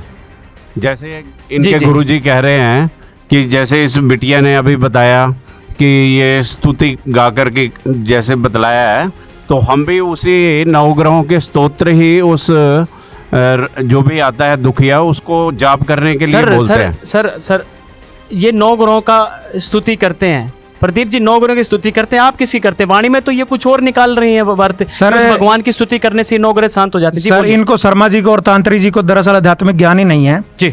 परमात्मा की भक्ति करने से, परमात्मा की स्तुति करने से ही पाप कर्म कटेंगे और उन्हीं से लाभ होगा। लेकिन शर्मा जी तो कहते हैं हम 9 ग्रहों की स्तुति करते हैं, उनको शांत करते हैं। शास्त्र में प्रमाण नहीं है सर। अभी ब्रह्मा विष्णु महेश जी का इन्होंने जिक्र किया, क्या उन्होंने 9 ग्रह की पूजा करने के लिए हमें बताया? अभी तांत्रिक जी काली माता की पूजा करते हैं, क्या उसमें 9 ग्रह की साधना का कहीं प्रावधान है? 9 ग्रह की ग्रह क्या है? सूर्य ग्रह, चंद्रमा ग्रह, पृथ्वी ग्रह, या इस तरह के 9 ग्रह, बृहस्पति शुक्र, इस तरह के 9 ग्रह हैं। साइंस इनको मानती है, डॉक्टर साहब खड़े भी मानते हैं 9 ग्रह हैं, ये बैलेंस बनाए हैं। जैसे पृथ्वी घूम रही है ऐसे ही ये सभी 8 ग्रह और घूम रहे हैं। ग्रह हमें ना कोई हानि करते हैं ना कोई लाभ करते हैं। भगवान की भक्ति करने से सुख होगा। ग्रह का तो ये पंडित जी अपनी तरफ से ले आई, इन्होंने हमारे को अपनी तरफ से लगाया हुआ है। शनि का, 9 ग्रह जो ये बता रही हैं, वाणी में भी लिखा है 9 ग्रह। इन्होंने ये बात कर दी, वाणी में पंचांग है जिसके अंदर सूर्य ग्रहण, चंद्र ग्रहण, ये कितने पहले से ही हमें पता लग जाता है। तो ये आज से थोड़ी है। एक प्रदीप जी इधर से जवाब ले लेते हैं जी। क्या नाम है? बलवान। क्या आप भी संत रामपाल जी के शिष्य हैं? हाँ जी। बोलिए क्या कहना चाहेंगे? हम ये कहना चाहते हैं, जैसे कि आप ज्ञान को पकड़िए, ज्ञान आपको इस सारे अंधकार से निकालेगा। जैसे जहाँ डॉक्टर फेल हो जाता है, जहाँ तंत्र मंत्र जंत्र सब फेल हो जाते हैं, उसके आगे हमारा ज्ञान ही आधार लेकर के, और ज्ञान ही आपको जिंदा रख सकता है। जैसे गीता में कहा है 3रे अध्याय का भी, जो मूढ़ बुद्धि मनुष्य संसत इंद्रियों को रोक करके हठ पूर्वक पलोथी मार करके बैठ जाते हैं, और वो मूढ़ हैं, यानी कि वो गुमार है, वहाँ मूढ़ हैं, वो पाखंड को बढ़ा रहे हैं, उनकी साधना गलत है। इस प्रकार से जंतर मंत्र तंत्र जो भी विद्या है, ज्योतिष भी उसी के अंदर आती है, वो उसका पाखंड कर दिया उसने 3रे अध्याय में ही। लेकिन 4थे अध्याय में तो उसने कहा था उस ज्ञान को पकड़ तू जो मैंने सूर्य को दिया था, और सूर्य ने अपने पुत्र मनु को दिया, मनु ने अपने पुत्र इक्ष्वाकुस को दिया। वो ज्ञान पृथ्वी से लोप है, वही ज्ञान मैं अर्जुन तेरे को दे रहा हूँ। उस ज्ञान से तू अंधकार में से डूबता हुआ भवसागर से पार तर जाएगा। और वो ज्ञान हमने आज पकड़ना है। हमने अगर डॉक्टर की दवाई भी जब लग काम करती है जब लग हमारा पुण्य कर्म कुछ है, वरना डॉक्टर की दवाई काम नहीं करती। उसके बाद में जब ये बात अर्जुन को पता लगा भी तत्वदर्शी संत के पास चला जाए, वो तेरे को जन्म मरण से रहित कर देगा और तेरी सदा के लिए तू सुखी हो जाएगा। अर्थात तू माँ के पेट में नहीं आएगा, और जब हम माँ के पेट में हैं तो हम सुखी नहीं हैं, तो हमारे दुख ही दुख है माँ के पेट में। तो वहाँ तो जठर अग्नि उबलता रहता है, वहाँ तो प्रोग्राम सारा। तो इस प्रकार से उसको इस प्रकार का ज्ञान दे करके उसने बता दिया भी तेरे और मेरे बहुत जन्म हो चुके हैं, और तेरे और मेरे बहुत जन्म हो चुके हैं, इसका मतलब अनगिनत है वो जन्म, गिनती में नहीं आ सकते, क्योंकि अर्जुन की गिनती में। देखिए सर, वो तो जन्म मृत्यु, जो जन्म में आया वो तो दुख होगा सर। मैं एक बात कहना, लेकिन दुखों का कारण क्या और दुखों का निवारण क्या है, ये बताइए। उसने दुखों का निवारण बता दिया भाई, तू चौथे अध्याय के 34 के मंत्र में तू तत्वदर्शी संत के पास चला जाए, तू बिल्कुल निष्कपट होकर के वहाँ अपने प्रश्नों को रख और उसकी मर्यादा में रह, उसकी मर्यादा में रह। आप गीता का बहुत अच्छा ज्ञान रखते हैं, जो आप कह रहे हैं कि तत्वदर्शी संत की शरण में जाए। मुझे तो ऐसा लगता है आप भी पहले कोई तांत्रिक थे। हाँ जी। क्या करते थे पहले हम मंदिर में रहते थे, मंदिर में मैंने 30 साल काम किया। शर्मा जी मंदिर में रहते थे, आपके जोड़ीदार मिल गए हैं। जी बोलिए, आगे बताइए। हाँ, 30 साल मैंने ये काम किया और मैंने इसको मतलब बिल्कुल नीचे से ऊपर लग देखा भी इसमें कितना दम है, इसमें उतना दम है जितना अगले का भाग्य उज्जवल है। जब उसका भाग्य उज्जवल नहीं है, हम भी फेल वो भी फेल। फिर हम कहते हैं यार तेरे तो कर्म की मार है, मैं कुछ नहीं कर सकता, क्योंकि अब उसके पास पैसे नहीं रहे हमारे को देने के लिए। जब वो हाथ चक जाता है, हम भी उसके लिए हाथ चक जाते हैं, वरना हम उसको कहते हैं मेरे आशीर्वाद से ये हो गया। हमारी चेकबुक जब लग काम करेगी, जब हमारी चेकबुक ही काम नहीं करेगी, चेकबुक ही है नहीं, हम चेक कहाँ से काटेंगे। इसलिए हमारा आशीर्वाद भी जब लग काम करता है, जब लग हमारे पुण्य हैं। जब हमारे पुण्य भी आशीर्वाद में चले जाते हैं, हमारा भी परिवार रोता है बैठ करके, जंतर मंतर वाले का भी रोता है, उधर ज्योतिषी का तो रोता ही रोता है, क्योंकि ज्योतिषी तो उसको नौ ग्रह में रखता है, जीव को 9 ग्रह से बाहर निकलने नहीं देता। कम से कम 9 ग्रह से आगे का वो मंत्र नहीं जानता, 9 ग्रह से आगे की वो बात ही नहीं जानता एक ज्योतिषी। उसी की कैलकुलेशन में रहता है, 2 और 2 4, 4 दूनी 8, बस 8 से आगे जाता ही नहीं वो। 9 ग्रह में क्या रखा है बताओ, कि गीता में तो कहीं रखा नहीं, तो 9 ग्रह के अंदर आ जाए, कहीं किसी ज्ञान में भी नहीं रखा। इसलिए उसको ये राय दी है अर्जुन को, अर्जुन तू तत्वदर्शी संत के पास जा और वो तेरे को ना पूरा ज्ञान देगा। वो कह रहा है, उसने अपने गुप्त ज्ञान भी बता दिया, जो गोपनीय से भी गोपनीय ज्ञान ये बता दिया भी आई एम नॉट कृष्ण, मैं 11। ठीक है 11 के जो आप बता रहे हैं ये बहुत लंबा चैप्टर हो जाएगा, लेकिन जो आपने कहा तत्वदर्शी संत की शरण में जाए, यानी कि आपके हिसाब से तत्वदर्शी संत आपके गुरु जी हैं, संत रामपाल जी। अगर पृथ्वी पे 2 संत नहीं रह सकते, पहले भी यह बात, क्योंकि तत्वदर्शी संत एक ही रह सकता है, क्योंकि परमात्मा भी एक है, उसका मंत्र भी एक है, उसका रास्ता भी एक है, उसकी बात भी एक है। इसलिए हमने तत्वदर्शी संत को तो पहचानना है। और सर मैं एक बात पूछना जी से, शर्मा जी से एक बात पूछना चाहता हूँ। इनसे नहीं, ये जो ज्योतिषी जी हैं प्रवीण जी। 2 मिनट प्रदीप जी, देखिए शर्मा जी और शंभू जी बहुत गहरी बात कही है कि जब तक नोट है ना, इन्होंने भी बहुत नोट छापे मंदिरों में, जब तक नोट है तब तक उसको बुलाते रहो, और उसके पास सामने वाले के नोट खत्म तो समझ लो आपके कर्म नहीं कटे, आप कहीं चले जाइए। क्या ऐसा ही है? नहीं, ऐसा नहीं है। ये एक्चुअल क्या होता है, कुछ इस समाज के अंदर। अच्छा चलिए ठीक है, मान लेते हैं ऐसा नहीं है। तांत्रिक साहब, आपसे मेरा प्रश्न, शंभू जी, बहुत सारे ऐसे तांत्रिक हैं, जैसे अभी आपको दिखाया, वो भी काला जादू करते हैं, लेडीज के कपड़े पहनते हैं, रुद्र तारा नाम है उसका, और कहता है कि क्या लेकर आई है माता रानी के लिए। क्या वाकई में माता रानी मांगती है? बोलिए, क्या बकरे मांगती है माता रानी? माता रानी ऐसा है, माता रानी को जो भेंट स्वरूप हम लोग जो अर्पण करते हैं, वो चीज़ें हमें माता रानी को देनी पड़ती हैं। अगर माता रानी बकरा मांगती है तो पड़ती है, वो माता रानी अगर बकरा मांगती है तो बलि चढ़ती है? बिल्कुल, माता रानी के लिए बिल्कुल चढ़ती है। इसका बिल्कुल देखिए क्या कहेंगे जी प्रदीप जी, बकरे चढ़ते हैं, माता रानी बकरे भी मांगती है। सर माता ना ही कभी बकरे मांगती है जी, और ना ही किसी शास्त्र में प्रावधान है कि माता पे या किसी देवता पे या किसी पूजनीय स्थान पे आप बकरे या मुर्गा या कोई भी जीव जंतु की हत्या करो, उनकी भेंट चढ़ाओ। ये तांत्रिकों ने पाखंडबद्ध फैलाया हुआ है।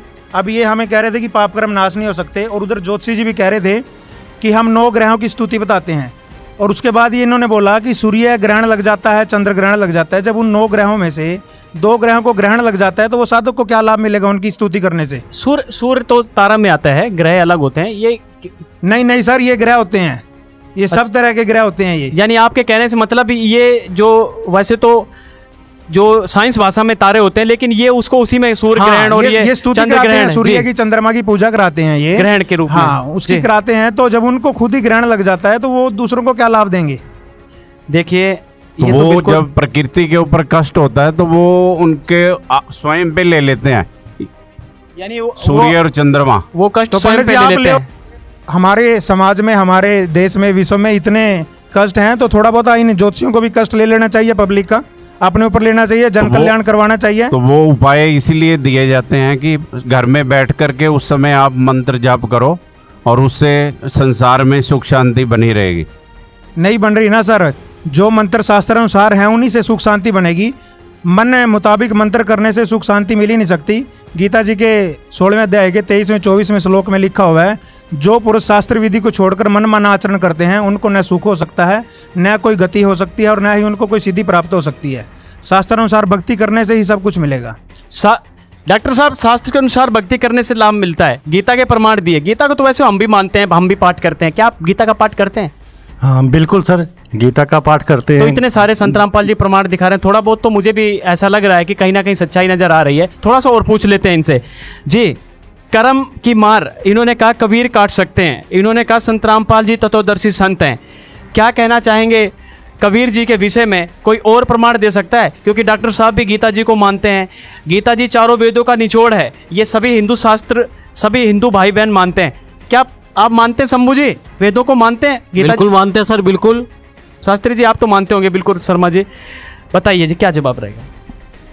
सर मैं आदरणीय पंडित जी से और तांत्रिक जी से और डॉक्टर साहब जी से ये कहना चाहती हूँ कि क्या आप अपने शास्त्रों को तो मानते होंगे ना? आप संत रामपाल जी शिष्य हैं, काफी देर से बुला रही थी। हाँ जी, मैं संत रामपाल जी महाराज जी की शिष्या हूँ, तो मैं इनसे ये पूछना चाहती हूँ, ये अपने शास्त्रों को तो मानते होंगे ना?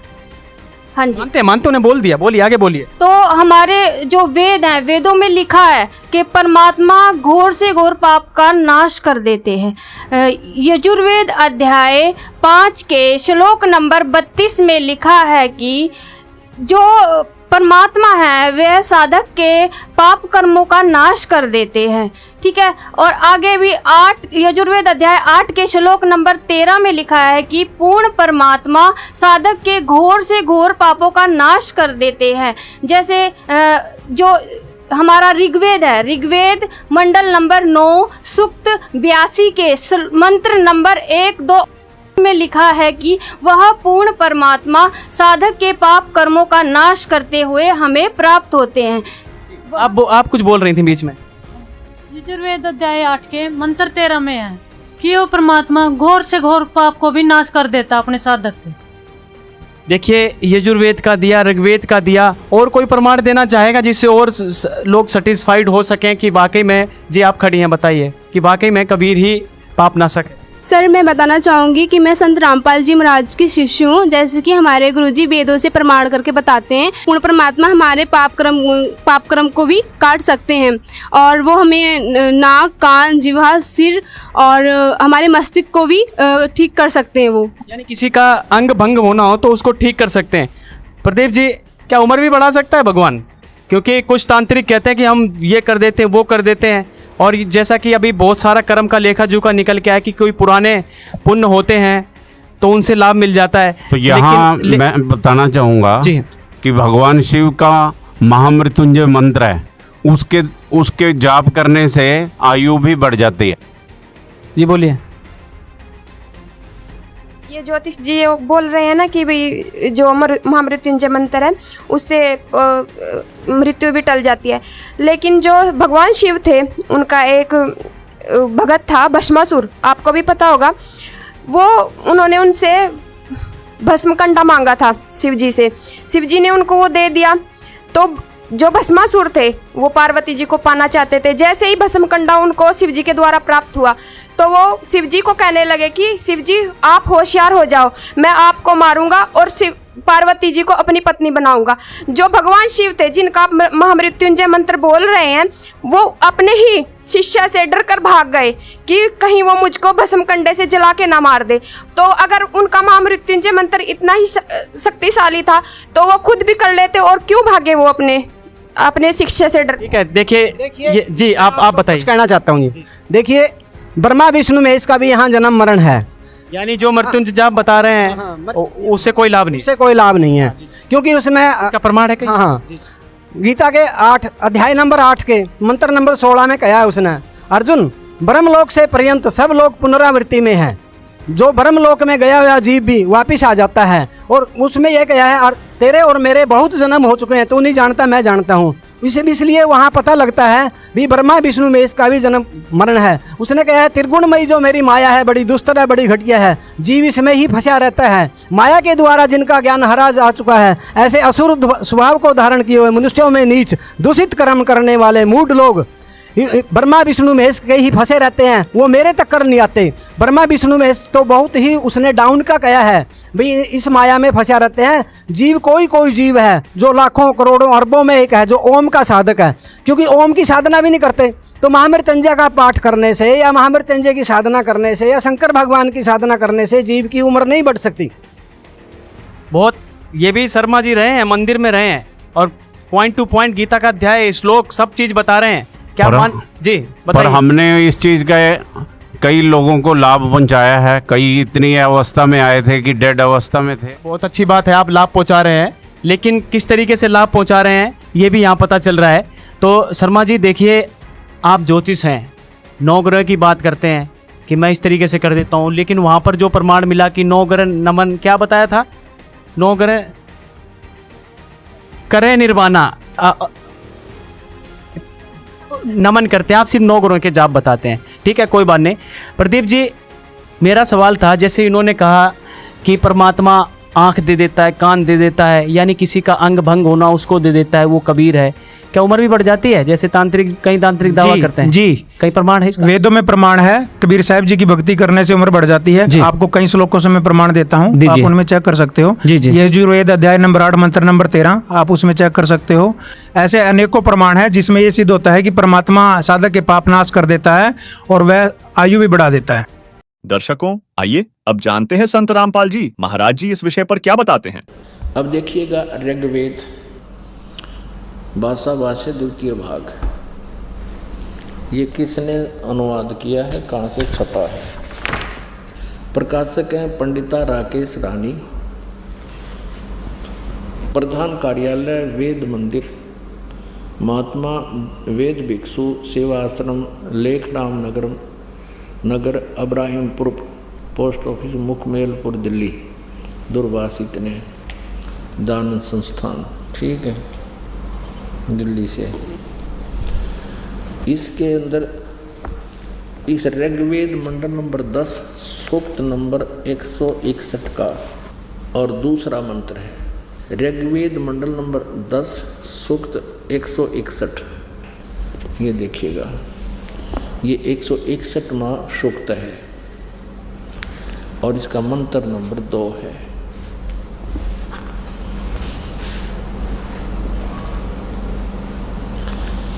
यदि किसी रोगी की जीवन शक्ति समाप्त हो, यदि वह सीमा से भी परे हो गया है, यदि वह मृत्यु के सन्निकट चला गया है, तो भी उसे मैं भारी कष्टप्रद रोग के पंजे से मुक्त कराऊं तथा उसे 7 वर्ष के जीवन हेतु, 100 वर्ष के जीवन हेतु सत सरदाए, यानी 7 माने 100, शरद माने सर्दी ऋतु, नौकाग्रहण इसने 40 दिवाली खा रखी है। ऐसे ये यानी 7 वर्ष के जीवन हेतु बल संपन्न करूं। भावार्थ, यदि रोगी की जीवन शक्ति समाप्त हो, यानी जीवन खत्म हो गया हो रही है और उसका रोग सीमा को पार कर गया है, तब भी परमात्मा उसे इस कष्टप्रद रोग से मुक्त कर 7 वर्ष यानी 100 वर्ष का जीवन दे सकता है। ठीक है, एक और दिखाते हैं। ऋग्वेद ये छोटे वाला है, मंत्र तो वही है, इनका सिर्फ साइज पुस्तक का अनुवाद करके छोटा बड़ा इन्होंने किया हुआ है। 9-10 मंडल इकट्ठा ही किया है ये कहाँ से प्रकाशित है? प्रकाशक हैं सार्वदेशिक आर्य प्रतिनिधि सभा, महर्षि दान भवन, रामलीला मैदान, नई दिल्ली। ये इनके फोन और फैक्स नंबर हैं। मुद्रक prince offset printers 1510 Pataudi house त्रियागंज, नई दिल्ली से।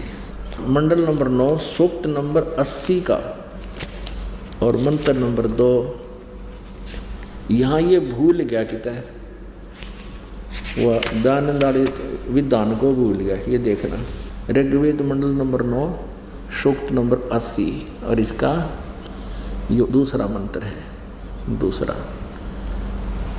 अब देखना, हे परमात्मन, आप उपासकों की या अपने भक्तों की, साधकों की आयु के बढ़ाने वाले हैं। तो ये कबीर परमेश्वर है जो हमारी आयु भी बढ़ा सकते हैं, हमारे रोग का नाश भी कर सकते हैं। आइए दर्शकों, अब इस डिबेट में आगे बढ़ते हैं। साधक के पाप नाश कर देता है और आयु भी बढ़ा देता है। तो कोई इनके पास एग्जाम्पल है जो इन्होंने कहा है, कोई समाज के अंदर उसको लाभ पहुंचा है? जी हाँ दर्शकों, हर मुश्किल के अंधकार में उम्मीद की एक किरण होती है। बस सही दिशा और सच्चे मार्गदर्शक की जरूरत होती है। आज हम आपको एक ऐसी प्रेरणादायक कहानी सुनाने जा रहे हैं जो संघर्ष, विश्वास और चमत्कार की मिसाल है। मिलिए छत्तीसगढ़ की दीपक साहू जी से, जो पहले हिंदू धर्म की प्रचलित साधनाओं और दामाखेड़ा पंथ के महंत प्रकाश मुनि साहिब की अनुयायी थीं। जीवन में शारीरिक और आर्थिक कष्टों से जूझ रही थी, और फिर 19 जून 2017 का वह शुभ दिन जब दीपक साहू जी ने संत रामपाल जी महाराज से नाम दीक्षा ली। इसके बाद इनके जीवन में ऐसा अमूल्य परिवर्तन हुआ। आज दीपक साहू जी पूर्णतः स्वस्थ हैं और संत रामपाल जी महाराज की कृपा से मिले इस चमत्कारिक अनुभव का गुणगान करते नहीं थकती। दर्शकों, आइए अब सुनते हैं इस अद्भुत परिवर्तन की कहानी दीपक साहू जी की जुबानी। नमस्कार जी। नमस्कार सर। क्या नाम है जी आपका? जी मेरा नाम दीपक साहू है। कहाँ से हैं जी आप? जी मैं छत्तीसगढ़ के राजनांदगांव जिले से हूँ। संत रामपाल जी महाराज से नाम दीक्षा आपने कब ली? मैं संत रामपाल जी महाराज से नाम दीक्षा 19 जून 2017 में ली हूँ। संत रामपाल जी महाराज से नाम दीक्षा लेने से पहले क्या आप कोई भक्ति साधना भी करती थी?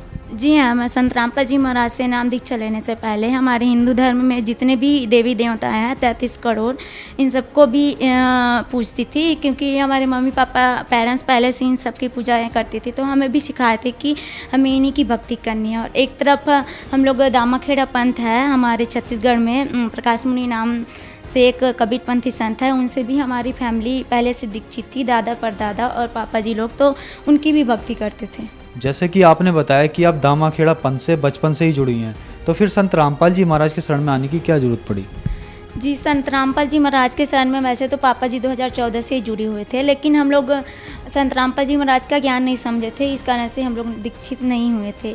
फिर अचानक 2017 में मेरे अंदर प्रेरणा जगी कि मैं संत रामपाल जी महाराज का सत्संग सुनूं। उसके बाद मैं कंटिन्यू संत रामपाल जी महाराज का सत्संग सुनने लगी, और उनके द्वारा एक लिखित अनमोल पुस्तक है जिनका नाम है ज्ञान गंगा, उसको भी मैं कंटिन्यू रीड करने लगी। उसके बाद मुझे संत रामपाल जी महाराज के इस तत्व ज्ञान का ज्ञान हुआ। उसके बाद मैं जो भी भक्ति साधना मैं पहले कर रही थी उसको त्याग दी, और संत रामपाल जी महाराज से पापा को बोली कि पापा मुझे भी संत रामपाल जी महाराज से नाम दीक्षा दिलवा दो। उसके बाद मैं 2017 में संत रामपाल जी महाराज से नाम दीक्षा ले ली। संत रामपाल जी महाराज से जो भी श्रद्धालु नाम लेते हैं उनको सभी को लाभ मिलती हैं, क्या आपके साथ भी ऐसा हुआ? जी, संत रामपाल जी महाराज से नाम दीक्षा लेने के बाद मुझे और मेरी फैमिली को बहुत लाभ हुए। उनमें से मैं कुछ लाभ आपसे शेयर करना चाहती हूँ। उनमें से पहला लाभ मेरे खुद का है। मुझे लगभग जब मैं 9th क्लास में थी, तो 9th से लेकर 12th तक मुझे आँखों में से आंसू निकलना और सिर दर्द करना, ये बहुत बड़ी प्रॉब्लम मुझे रही। मैं 4 सालों तक इस प्रॉब्लम से जूझती रही। मैं पापा को बताई, जैसा तैसा मतलब अपनी दवाई चल रही थी, फिर भी मैं रिकवर नहीं हो पा रही थी। उसके बाद पापा मुझे डॉक्टर के पास लेकर गए, फिर मेरे आंखों का चेकअप हुआ। फिर डॉक्टर्स बोले कि आपको ग्लोकोमा है और आपको दवाई लेती रहनी है और पूरी लाइफ टाइम आपको चश्मा लगाना पड़ेगा, आपकी यही मतलब अपना फाइनल सुना दिए थे। उसके बाद हम लोग घर आ गए, बहुत चिंतित हो गए थे कि पूरी ज़िंदगी ऐसे नहीं चल सकता। उसके बाद फिर 2017 में मैं संत रामपाल जी महाराज से जुड़ी। फिर मैं उनके द्वारा बताए गए सत मंत्रों का जाप कंटिन्यू करती रही। फिर मैं धीरे धीरे रिकवर होने लगी। आज मैं पूरी तरह से स्वस्थ हूँ। मुझे आँखों में किसी भी प्रकार की कोई समस्या नहीं है, ना मेरे सिर का दर्द भी पूरी तरह से समाप्त हो चुका है। संत रामपाल जी महाराज से जुड़ने के बाद और उनके द्वारा दिए गए सत मंत्रों के जाप जैसे मैं कंटिन्यू करती रही, उसके बाद धीरे धीरे मेरे आँखों से आंसू निकलना और जो सिर का दर्द है पूरी तरह से आज समाप्त हो चुका है। मेरी मम्मी को लगभग 2 से 3 साल तक बवासीर की बीमारी से जूझ रही थी। मम्मी लोकलाज में संत रामपाल जी महाराज से नाम दीक्षा ने ली थी। मैं मम्मी को बोली कि आप भी संत रामपाल जी महाराज से नाम दीक्षा ले लो। फिर मम्मी परमात्मा की दया से उन्होंने भी संत रामपाल जी महाराज से नाम दीक्षा ले ली। फिर वो भी संत रामपाल जी महाराज के द्वारा बताए गए सत मंत्रों का जाप करने लगी। फिर वो भी मम्मी की भी वो जो बवासीर की बीमारी इतनी दिनों तक ठीक नहीं हुई, इतने डॉक्टर्स को दिखा चुके थे, फिर भी ठीक नहीं हो रही थी, वो संत रामपाल जी महाराज से नाम दीक्षा लेने के बाद पूरी तरह से आज समाप्त हो चुकी है। तीसरा लाभ यह है सर कि मेरे भैया को नशे की बहुत ज़्यादा लत थी और आज संत रामपाल जी महाराज से नाम दीक्षा लेने के बाद मेरे भैया की भी नशे की लत पूरी तरह से समाप्त हो चुकी है। और चौथा लाभ और सबसे बड़ा लाभ यह है कि मेरे भैया का जो छोटा बेबी है जो अभी 5 साल का है, जब वो 3 साल का था तब उसको 3 दिन तक फीवर चल रहा था उसका। फिर 3 दिन तक फीवर रहा। फिर तीसरे दिन अचानक दोपहर का समय था, आया और बोला कि दादी मुझे पानी पीना है। उसके बाद मम्मी उसको पानी लेकर आई, फिर पानी पिलाई। उसके बाद अचानक झटका सा दिया और बेहोश होकर गिर गया। फिर भैया उसको गोद में लिए और देखे तो उसकी वो जीवित नहीं था, वो मर चुका था। उसके बाद हम लोग बहुत ज़्यादा रोने लग गए। उसके बाद जो संत रामपाल जी महाराज का दंडवत स्थल हमारे घर पर बनाए हुए हैं, वहाँ ले जाकर उस बच्चे को लिटा दिए। उसके बाद तब मेरे भैया नाम दीक्षा नहीं लिए थे, सिर्फ मैं, पापा और मम्मी 3 जने ही नाम दीक्षा लिए थे। उसके बाद संत रामपाल जी महाराज से हम लोग अर्ज करने लगे कि परमात्मा आप तो मुर्दे तक को जीवित कर देते हो, हम भी आपके शरण में हैं, आज इस बच्चे को आप बचा लीजिए। आपको अगर आप सच में सच्चे परमात्मा हो तो इस बच्चे को जीवित करके दिखाओ। क्योंकि भैया नाम दीक्षा नहीं लेते तो सबसे ज़्यादा वही बोले कि अगर आप सच में पूर्ण परमात्मा हो, अगर मुर्दे तक को जीवित करने की आप शक्ति रखते हो तो आज इस बच्चे को जीवित करके दिखा दो। उसके बाद संत रामपाल जी महाराज के आश्रम से हमें अमृत जल और प्रसाद मिलता है, उसे उस बच्चे को खिलाए, दंडवत किए संत रामपाल जी महाराज को और उस बच्चे को अमृत जल और प्रसाद खिलाए। उसके बाद 30 मिनट के बाद वह बच्चे की शरीर में हलचल होना शुरू हो गया और वह बच्चा 30 मिनट के बाद उठकर बैठ गया, जीवित हो गया। तब हमें प्रमाण मिला और मन में भी दृढ़ हुआ हमारा विश्वास कि वाकई में आप पूर्ण परमात्मा हो जो मुर्दे तक को भी जीवित कर देते हो परमात्मा। आज तो हमारे आंखों के सामने एक घटना घटी है। फिर उसके बाद मेरे भैया को भी दृढ़ विश्वास हुआ। फिर उन्होंने भी 2 घंटे बाद जाकर संत रामपाल जी महाराज से नाम दीक्षा ले ली। पहले जब हम संत रामपाल जी महाराज से नहीं जुड़े थे तो हमारी आर्थिक स्थिति बहुत ज़्यादा ख़राब रहती थी और अभी का समय है, अभी पहले मेरे पापा और मेरे भैया दूसरे का शॉप में जाकर जॉब करते थे और अब का समय है परमात्मा की दया से हमारी आर्थिक स्थिति बहुत अच्छी है और हमारे खुद के 2 शॉप है परमात्मा की दया से। दर्शकों, अभी आपने सुने दीपक साहू जी के विचार, जिन्हें संत रामपाल जी महाराज जी से नाम दीक्षा लेने के बाद अनेक लाभ हुए। चलिए अब आपको संत रामपाल जी महाराज के एक ऐसे अनुयायी का अनुभव सुनाते हैं जिनके बच्चे को संत रामपाल जी महाराज की कृपा से नया जीवन दान मिला। सुनिए संत रामपाल जी महाराज के शिष्य ईशुराम साहू के विचार। सर नमस्कार। नमस्कार सर जी। सर क्या नाम है आपका? सर मेरा नाम ईशुराम साहू है। सर कहाँ से आए हैं आप? सर मैं ग्राम केसला, पोस्ट अर्जुनी, तहसील डोंगरगांव, जिला राजनांदगांव, छत्तीसगढ़ से आया हूँ जी। सर संत रामपाल जी महाराज से नाम दीक्षा कब लिया आपने? सर संत रामपाल जी महाराज जी से मैंने नाम दीक्षा 30 दिसंबर 2017 को ली जी। सर संत रामपाल जी महाराज से नाम दीक्षा क्यों लिया आपने?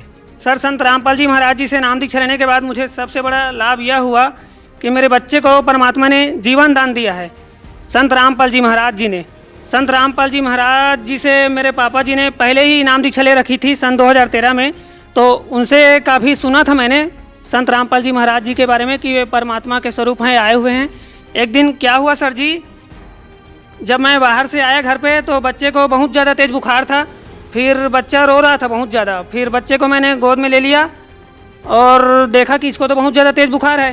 फिर गोदी में रखा था और थोड़ी देर बाद बच्चा हाथ पाँव कैसे झटका मारने लगा। फिर इसका जो हार्ट बीट था वो बिल्कुल बंद हो गया अचानक ही। मैंने हाथ से छू कर देखा और कान में भी लगा कर देखा तो बच्चा समझ लो पूरा डेड हो गया, ख़त्म हो गया था बच्चा।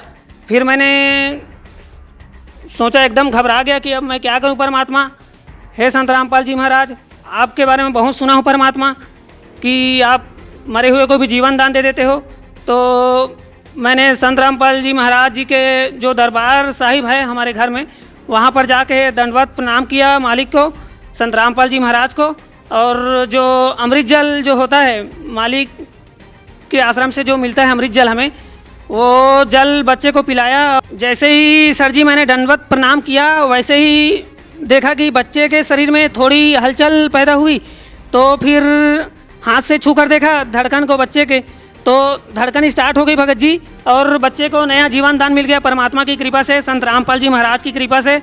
और उसी दिन मैंने प्रण कर लिया कि आज की आज ही मैं जाकर संत रामपाल जी महाराज जी से नाम दीक्षा लूँगा और अपने जीवन का कल्याण करूँगा। और मेरी पत्नी ने भी परमात्मा के सत्संग को देखकर, उनके ज्ञान को समझकर और परमात्मा के चमत्कार को देखकर आज ही नाम दान ले लिया है उसने भी। संत रामपाल जी महाराज से नाम दीक्षा लेने से आपको और क्या लाभ मिले? सबसे पहले लाभ यही हो गया कि मेरे बच्चे को संत रामपाल जी महाराज जी ने जीवित कर दिया परमात्मा ने। और दूसरा लाभ यह है कि मेरी माता जी, जिन्होंने अभी 3 महीने पहले ही नामदान ले रखा है, उनको बवासीर की बीमारी थी और वैद्य जी से उन्होंने 2 रिंग ले रखी थी बवासीर के लिए, उंगली में पहन रखी थी। और वैद्य जी ने भांटा की सब्जी वगैरह खाने से भी मना किया था। तो ये सब दिक्कत था उनको, फिर भी उनका बवासीर का जो बीमारी है वो ठीक नहीं हो रहा था। और जैसे ही संत रामपाल जी महाराज जी से नाम दीक्षा लिया, उसी दिन से सर जी माता जी को पूरा आराम है। आइए दर्शकों, अब इस डिबेट में आगे बढ़ते हैं। और कोई प्रमाण देना चाहेगा कि कर्म का लेकर? सर मैं एक प्रमाण देना चाहता हूँ जी, बताइए। मैं अपने मोबाइल से दिखाना चाहता हूँ जी, बोलिए। शंभू जी तब तक आपसे जवाब ले लेते हैं, क्या कहना चाहेंगे? इतनी सारी चर्चा हुई है, इतने सारे प्रमाण हुए हैं, किस हद तक पहुंचे आप? क्या मानेंगे इस बात को, गीता जी को और वेदों को, जो संत रामपाल जी के शिष्यों ने दिखाया है कि भवसागर से पार तो सिर्फ एक कबीर ही कर पाएंगे, सब दुखों का निवारण तो वही कर पाएंगे? बिल्कुल, शास्त्रों को हम बिल्कुल मानते हैं, लेकिन माँ काली भी बहुत कृपा करती है। यानी कहीं ना कहीं अभी भी ही सारी सिद्धियां जो है माँ काली पे है आपकी। बिल्कुल सर जी, मैं एक रिपोर्ट दिखाना चाहता हूँ। आज से 10 साल पहले मुझे यहाँ पे चोट लगी थी। तो उस समय क्या हुआ कि जैसे थोड़ा बहुत मेरे को ब्लड आया, यहाँ से थोड़ा मांस फट गया, मैंने अपना इलाज कराया, डॉक्टर से पट्टी वट्टी कराई, तो 10 दिन में 15 दिन में मेरा वो जख्म ठीक हो गया। मैंने उसकी कोई परवाह नहीं की, मैं बिल्कुल नॉर्मल रहा। लेकिन अब कुछ दिन पहले, 2-4 महीने पहले मेरे को थोड़ा महसूस हुआ, शायद भगवान ने मेरे को ये याद दिलाना था कि तेरे को एक बार नहीं 2 बार जीवन दान दिया है। तो मैंने थोड़ा डॉक्टर की सलाह ली। डॉक्टर बोला आप इसका एक्सरे या MRI वगैरह करवा लो, क्योंकि सिर की चोट है, क्या पता इसमें क्या दिक्कत आई। जैसे ही मैंने इसका MRI कराया तो डॉक्टर भी चकित, डॉक्टर कहने लगे कि आपके सिर की हड्डी लगभग 3 इंच टूटी हुई है और आप टूटी हुई खोपड़ी से चले हुए हो। ये आप देख सकते हो कैमरे में, MRI की रिपोर्ट है मेरे पास, दिख रहा है। ये लगभग 3 इंच है जो सामने। डॉक्टर साहब आप भी देखिए जरा, ये सामने जो दिख रहा है ये आपको बिल्कुल आधा इंच के करीब हमारे कैमरे में देखिए, स्क्रीन में भी दिख रही है जी, मोटा गैप दिखेगा। 3 इंच लगभग लंबी हड्डी में फ्रैक्चर है, आप देख सकते हो। और इस टूटी खोपड़ी से लगभग 10 साल से मेरा चला हुआ है शरीर, और परमात्मा की दया नहीं कहेंगे तो क्या कहेंगे। ज्योतिषी जी आप चला के दिखाओ ऐसे, तो आप कह रहे हो कर्म की भगवान मदद करता है, कर्म की मार को भगवान काट सकता है। ये डॉक्टर साहब खड़े हैं, देख सकते हैं रिपोर्ट, अगर कोई झूठ हो तो पूछिए इनसे। बिल्कुल सर, बिल्कुल बहुत बड़ा फ्रैक्चर है और बहुत गंभीर चोट है जो मैं देख रहा हूँ इनके। ठीक है, देखिए ये तो डॉक्टर साहब आपने कई रिपोर्टें देखी, संत रामपाल जी के शिष्यों ने विद प्रूफ चल रहे हैं, मेडिकल रिपोर्ट भी दिखा रहे हैं, साथ में भगवान भी बता रहे हैं कि कौन है वो जो पाप नाशक है, सब कर्मों को काट सकता है। यानी कि कहीं ना कहीं दुखों का दौर जब चालू होता है तो हमारे पुण्य खत्म हो जाते हैं, और जब पुण्य खत्म होते हैं तो वहाँ पर पाप का दौर चालू होता है, तो उस समय दुखों की घड़ी चालू हो जाती है। और उस दुखों की घड़ी में लोग जगह जगह तांत्रिकों के पास, ना जाने किस किस बाबाओं के पास भागते हैं, दौड़ते हैं, और फिर वहाँ से शुरुआत होती है। मान लीजिए किसी तांत्रिक ने उसको ठीक भी कर दिया, मान लीजिए किसी तांत्रिक ने ठीक कर दिया और उसके थोड़े बहुत पुण्य बचे हों, 21,000 का हवन करवा दिया या 54,000 का हवन करवा दिया, लेकिन एक तरफ तो वो ठीक हो गया प्रदीप जी, तो दूसरी तरफ तो वही बात हुई ना कि वो थोड़ा फिर मानसिक संतुलन उसका खराब हो जाएगा, उसको यही टेंशन हो जाएगी 54,000 चलेगा, अब कैसे कमाऊँ, कहाँ से ले आऊँ। तो आप ये बताइए कि आपके गुरुदेव संत रामपाल जी कितने पैसे लेते हैं? आप ये कह रहे हैं नाम दीक्षा ले लो, मैंने नाम दीक्षा ले लिया। अभी वो बैठे थे शर्मा जी एक और, वो बता रहे मैं मंदिर में पुजारी था और उन्होंने अपने बारे में बताया कि कैसे लूटा जाता है। वो भी पहले ऐसे करते थे, लेकिन जब खुद दुख की घड़ी आई तो भगवान याद आया। लेकिन आज संत रामपाल जी की शरण में आए तो सब कुछ छोड़ दिया और एक सिंपल तरीके से जी रहे हैं। जरा ये बताइए पंडित जी, अब भी कोई जंतर मंत्र करते हैं क्या? भी कर देते हैं, पहले करते थे, अब कुछ करते हो? अब नहीं करते, उसके बाद तो छोड़ दिया, बात ही नहीं करते। फिर पैसे कैसे कमाते हैं? पैसे तो चल रहे हैं, काम ठीक चल रहे हैं। थोड़े बहुत कर दिया करो, आ जाए। नहीं, वो उसके तो नाम गुरु जी ने पहले कहा था, इधर के पास है कि बात ही नहीं करनी उससे। तो देखिए इन्होंने छोड़ दिया। तो संत रामपाल जी महाराज कितने पैसे लेते हैं ठीक करने के? सर, ये मीडिया में अफवाह फैलाई जाती है और कुछ भ्रमित लोगों द्वारा अफवाह फैलाई जाती है कि संत रामपाल जी महाराज पैसे लेते हैं। आपकी जानकारी के लिए बता दूं, संत रामपाल जी महाराज जी के जितने भी आश्रम हैं, लगभग 10-11 आश्रम है वर्तमान में जी, और 500 से ज़्यादा नामदान केंद्र हैं। आप किसी भी नामदान केंद्र पे आश्रम में जाइए, संत रामपाल जी महाराज जी के आश्रम से या नामदान केंद्र से निःशुल्क नाम दीक्षा मिलेगी। 1 रुपया भी खर्चा नहीं लगेगा, निःशुल्क भोजन मिलेगा, रहने की ठहरने की सब व्यवस्था निःशुल्क मिलेगी। और इसके अलावा जब भी समाज कल्याण की बात आती है, संत रामपाल जी महाराज सबसे अग्रणी होकर समाज कल्याण की सेवा करते हैं, चाहे गौशाला की सेवा हो, चाहे कोरोना के टाइम में लोगों को राशन बांटने की सेवा हो, दवाइयाँ बांटने की सेवा हो। और आपकी जानकारी के लिए बता दूं, जब कोरोना का समय आया तो संत रामपाल जी के 2 आश्रम, एक भिवानी में और एक लगभग मध्य प्रदेश में है बैतूल में, उन 2 आश्रम को सरकार ने कोविड सेंटर बनाया कुछ समय के लिए, महीना 2 महीना 6 महीने, जब तक ये महामारी रही। तो संत रामपाल जी ने योगदान दिया उसमें। वो तो उनका अखबारों में भी आया था, बहुत सारे मीडिया चैनल में भी चला था, हमने भी उसको कवरेज किया था। जी सर, जी, बाढ़ पीड़ितों के लिए संत रामपाल जी ने बहुत सारे समागम होते हैं, उसमें फ्री में पूरे विश्व को निमंत्रण देते हैं कि आप आइए, भोजन फ्री में पाइए। एक साल में लगभग 11 आश्रमों में 6 बार निःशुल्क भंडारे का आयोजन होता है, जिसमें पूरे विश्व को घर घर जाके निमंत्रित किया जाता है, चिट्ठियां दी जाती हैं। अच्छा ये बताइए, मान लीजिए किसी को लाभ मिल गया, जैसे वो बता रही हैं कि मेरे ठीक होगी, रसोली निकल गई, ये कुछ लोग इधर से थे, कुछ कहते हैं मेरे ये ठीक हो गया, तो ऐसा तो नहीं कि जैसे अभी आपको रुद्र तारा का एक वीडियो दिखाया था, वो कहता है कि लाभ मिल गया, वो कहेंगे मिल गया, चल निकाल फिर कुछ ना कुछ माता रानी के लिए। कहीं ऐसा तो नहीं कि संत रामपाल जी भी कहते हो कि निकालो कबीर के लिए, आपको लाभ तो मिल गया? ऐसा नहीं है जी, संत रामपाल जी महाराज अपने कोटे से सुख पैसे देते दीजिए, हैं। जो भक्ति बताते हैं, नहीं सर ऐसा नहीं है, जो भक्ति संत रामपाल जी महाराज बताते हैं उस भक्ति से सुख आते हैं। और जब इंसान पे सुख आ जाएगा, सुख आएगा, उसका शरीर स्वस्थ होगा, 2 पैसे की उसकी आमदन भी होगी, तो वो प्रेरित होता है दान करने के लिए। दान करने से लाभ मिलता है, दान वो अपनी इच्छा अनुसार करता है, ना कोई पर्ची जाती, ना 21,000 51,000, ऐसा कुछ नहीं है। जब आदमी को सुख होगा तो 2 पैसे दान करेगा। कबीर साहिब जी की वाणी है, चिड़ी चोंच भर ले गई नदी ने घटियों नीर, दान दिए धन्य घटे, कह रहे साहिब कबीर। दान करने से भी आदमी के बहुत से पाप कटते हैं इंसान के।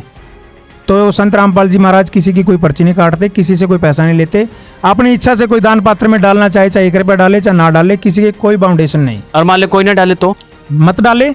संत रामपाल जी महाराज जी के आश्रम में चाहे कोई ना डाले चाहे कोई डाले, सबका समान व्यवहार किया जाता है। चाहे कोई पद वाला है, चाहे कोई कर्मचारी है, चाहे कोई मजदूर है, सबको एक समान भोजन, एक समान रहने की व्यवस्था, एक समान सबके साथ व्यवहार किया जाता है। संत रामपाल जी का उद्देश्य पैसा लेना नहीं है, दान लेना नहीं है। दान तो शास्त्रों में बताया गया, दान की महिमा बताई गई है। 5 यज्ञ होते हैं हमारे, एक यज्ञ हवन यज्ञ, एक यज्ञ ज्ञान यज्ञ, एक यज्ञ दान यज्ञ, एक यज्ञ प्रणाम यज्ञ, एक यज्ञ ज्ञान यज्ञ।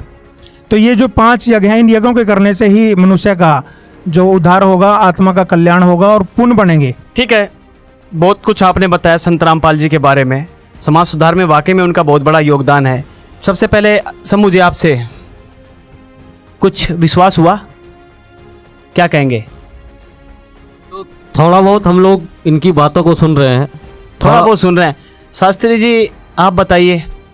हाँ, मैं इन बातों से बहुत प्रभावित हूँ जो प्रदीप जी ने बताई हैं। और मैं कबीर जी पूरे फैक्ट के साथ चले हैं। कबीर जी के उस क्या मानना है आपका? भाव को पहले से ही मैं मानता भी था जी। अच्छा, कबीर को पहले भी मानते थे? हाँ, जिसमें कबीर जी का एक दोहा है जी, जो तो को काटा बोए उसके लिए बोए तो फूल, तो ये फूल के फूल हैं और उनको है त्रिशूल। तो भाव आपने और इस तरफ जगा दिया हमारा, बहुत ही खुशी हुई मुझे यहाँ आकर के आपकी डिबेट में। मैं ऐसे न्यूज़ का धन्यवाद करता हूँ। देखिए, आपको कहीं ना कहीं खुशी नज़र जरूर आ रही है, लेकिन अभी शंभू जी मानने को तैयार नहीं है। डॉक्टर साहब, आप ये बताइए, इन्होंने प्रूफ भी दिखाए, प्रमाण भी दिखाए, और आपने शुरू में कहा था कि मैं प्रमाणों पर विश्वास करता हूँ, मेडिकल रिपोर्ट पर विश्वास करता हूँ। क्या कहना चाहेंगे? कहीं ऐसा तो नहीं कि आपको लग रहा हो कि संत रामपाल जी भी एक पाखंडवाद की तरफ बढ़ रहे हैं, या फिर वो पाखंडवाद पर एक गहरी चोट मार रहे हैं और पाखंडवाद को ख़त्म कर रहे हैं? जो मैंने अब तक सुना और देखा कि संत रामपाल जी महाराज के जो शिष्य यहाँ पर बातचीत करी, उन्होंने सभी बातें ग्रंथों के आधार पर और प्रूफ के अकॉर्डिंग करी हैं, और प्रूफ पे हम विश्वास करते हैं, प्रूफ पे ही मेडिकल लाइन विश्वास करती है। और मैं ग्रंथों को मानता हूँ, मैं प्रभावित भी हुआ हूँ संत रामपाल जी महाराज के शिष्यों से, और विचार करेंगे। देखिए, विचार करेंगे, लेकिन ये तो मानना पड़ेगा कि संत रामपाल जी डॉक्टर को प्राथमिकता देते हैं। किसी को कोई दिक्कत होती है तो संत रामपाल जी कहते हैं भाई जाइए पहले इलाज करवाइए। बिल्कुल बिल्कुल, सबसे बड़ी बात यह है कि संत रामपाल जी महाराज भी डॉक्टरों को मानते हैं, और जिनको कोई दिक्कत होती है उनको बोलते हैं कि डॉक्टर से इलाज करवाएं। दर्शकों, आपको एक प्रमाण और दिखाते हैं जो सत भक्ति से ब्लड कैंसर भी ठीक हुआ। सर नमस्कार। नमस्कार सर, क्या नाम है आपका? जगदीश चंद्र जोशी। जगदीश जी, आप कहाँ से आए हो? मैं जयपुर राजस्थान से बिलोंग करता हूँ। सर, क्या करते हैं आप? मैं बेसिकली पैसे से इंजीनियर हूँ। सर, आप एक इंजीनियर हैं। हम आपसे जानना चाहते हैं कि संत रामपाल जी महाराज से नाम दीक्षा लेने से पहले आप क्या क्या भक्ति साधनाएं करते थे? मैं शुरू से ही भक्ति करता आ रहा हूँ। जैसा कि हमारे घर में हम ब्राह्मण कास्ट से हैं, सिर्फ मैं देखा देखी दुर्गा माता की, शिव जी की, कृष्ण भगवान की और ये पूजाएं करता था। तो उन सर, आपने बताया कि पहले जो भक्ति साधनाएं आप कर रहे थे उनका आपको कोई विशेष लाभ नहीं मिला। ऐसे क्या कारण बनते हैं कि आप संत रामपाल जी महाराज की शरण में आते हैं? संत रामपाल जी महाराज को मैं जानता ही था, न मैं किन्हीं में संतों के सत्संग में जाता था। जैसा कि आपको बताऊं, मैं इसी में था, और फिर मेरे बिजनेस था, नौकरी थी, उसमें बिजी रहता था, तो मुझे टाइम नहीं मिलता था, और न मैं इन संतों के जो सत्संग में कभी अटेंड करता था, मेरा नेचर नहीं था। तो एक दिन क्या हुआ कि मैं एनजीओ भी हूँ, जो एक भारत सरकार का समाज कल्याण विभाग का एक प्रोजेक्ट है, स्वयं सिद्धा प्रोग्राम, जो यहाँ उदयपुर में हमने चला रखा था, नारी निकेतन में। तो वहाँ मैं कुछ पेमेंट करने गया था अकाउंटेंट से, जो हमारे पानेरी जी थे। तो वहाँ मैंने जाके देखा तो काफ़ी किताबें पढ़ी थी, भक्ति के सौदागर, बंडल के बंडल। तो मैंने उनको, अकाउंटेंट साहब का एक कौन रख गया, बोले पता नहीं कोई आए थे और रख गए थे। तो मैंने कहा 2 किताबें तुरंत मुझे दो इसमें से भक्ति के सौदागर की।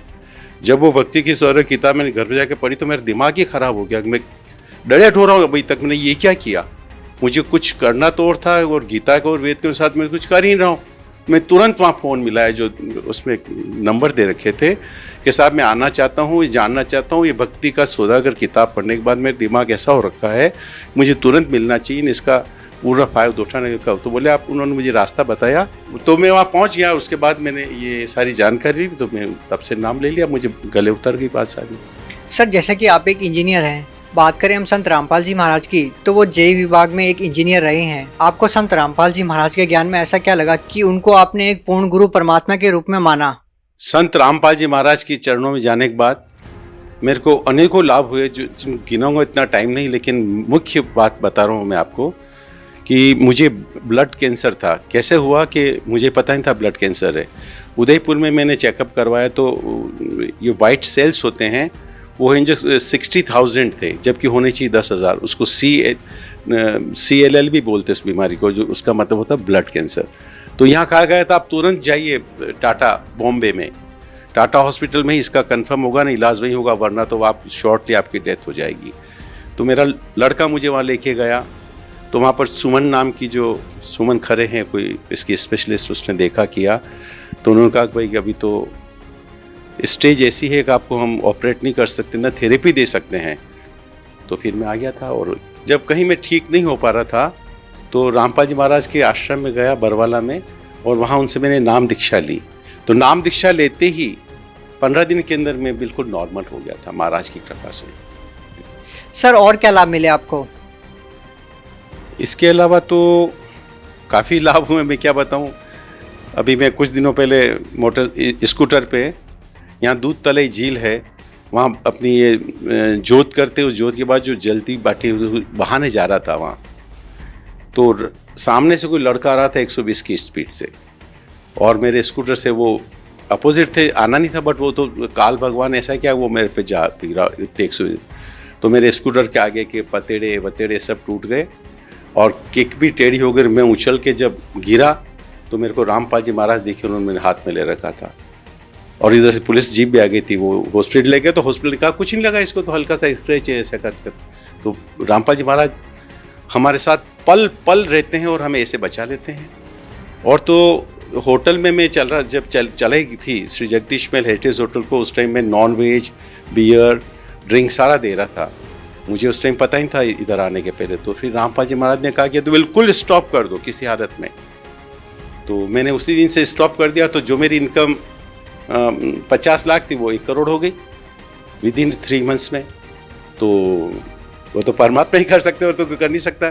तो मैं बिल्कुल मेंटली सेटिस्फाइड हूँ, स्टाफ भी अच्छा वर्क कर रहा, कोई किस तरह का मुझे झंझट नहीं है, मैं बिल्कुल आराम से बिजनेस कर रहा हूँ, मुझे कोई प्रॉब्लम नहीं। सर, संत रामपाल जी महाराज जी जेल के अंदर है सर, उनके ऊपर आरोप लगे हैं, उसके बारे में आप क्या कहना चाहेंगे?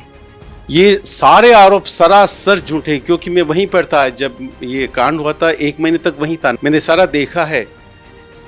उनके ऊपर जो वहाँ पेशी पे जाना था चंडीगढ़, वहाँ नहीं गए, तो उसके लिए इन्होंने मेडिकल जो CMHO साहब थे हुड्डा साहब, उन्होंने प्लस IG साहब ने पूरा उनको देखा किया, रिपोर्ट गई, उसके बाद उन पर झूठे आरोप लगा के उनको षड्यंत्र रच करके 50,000 पुलिस भेज करके, कोई ज़रूरत ही नहीं एक संत के लिए, लेकिन इन्होंने इनका रचा रचाया खेल था और उनको बंद कर दिया गया। जो सारे झूठे आरोप लगा, एक भी सही नहीं उनका।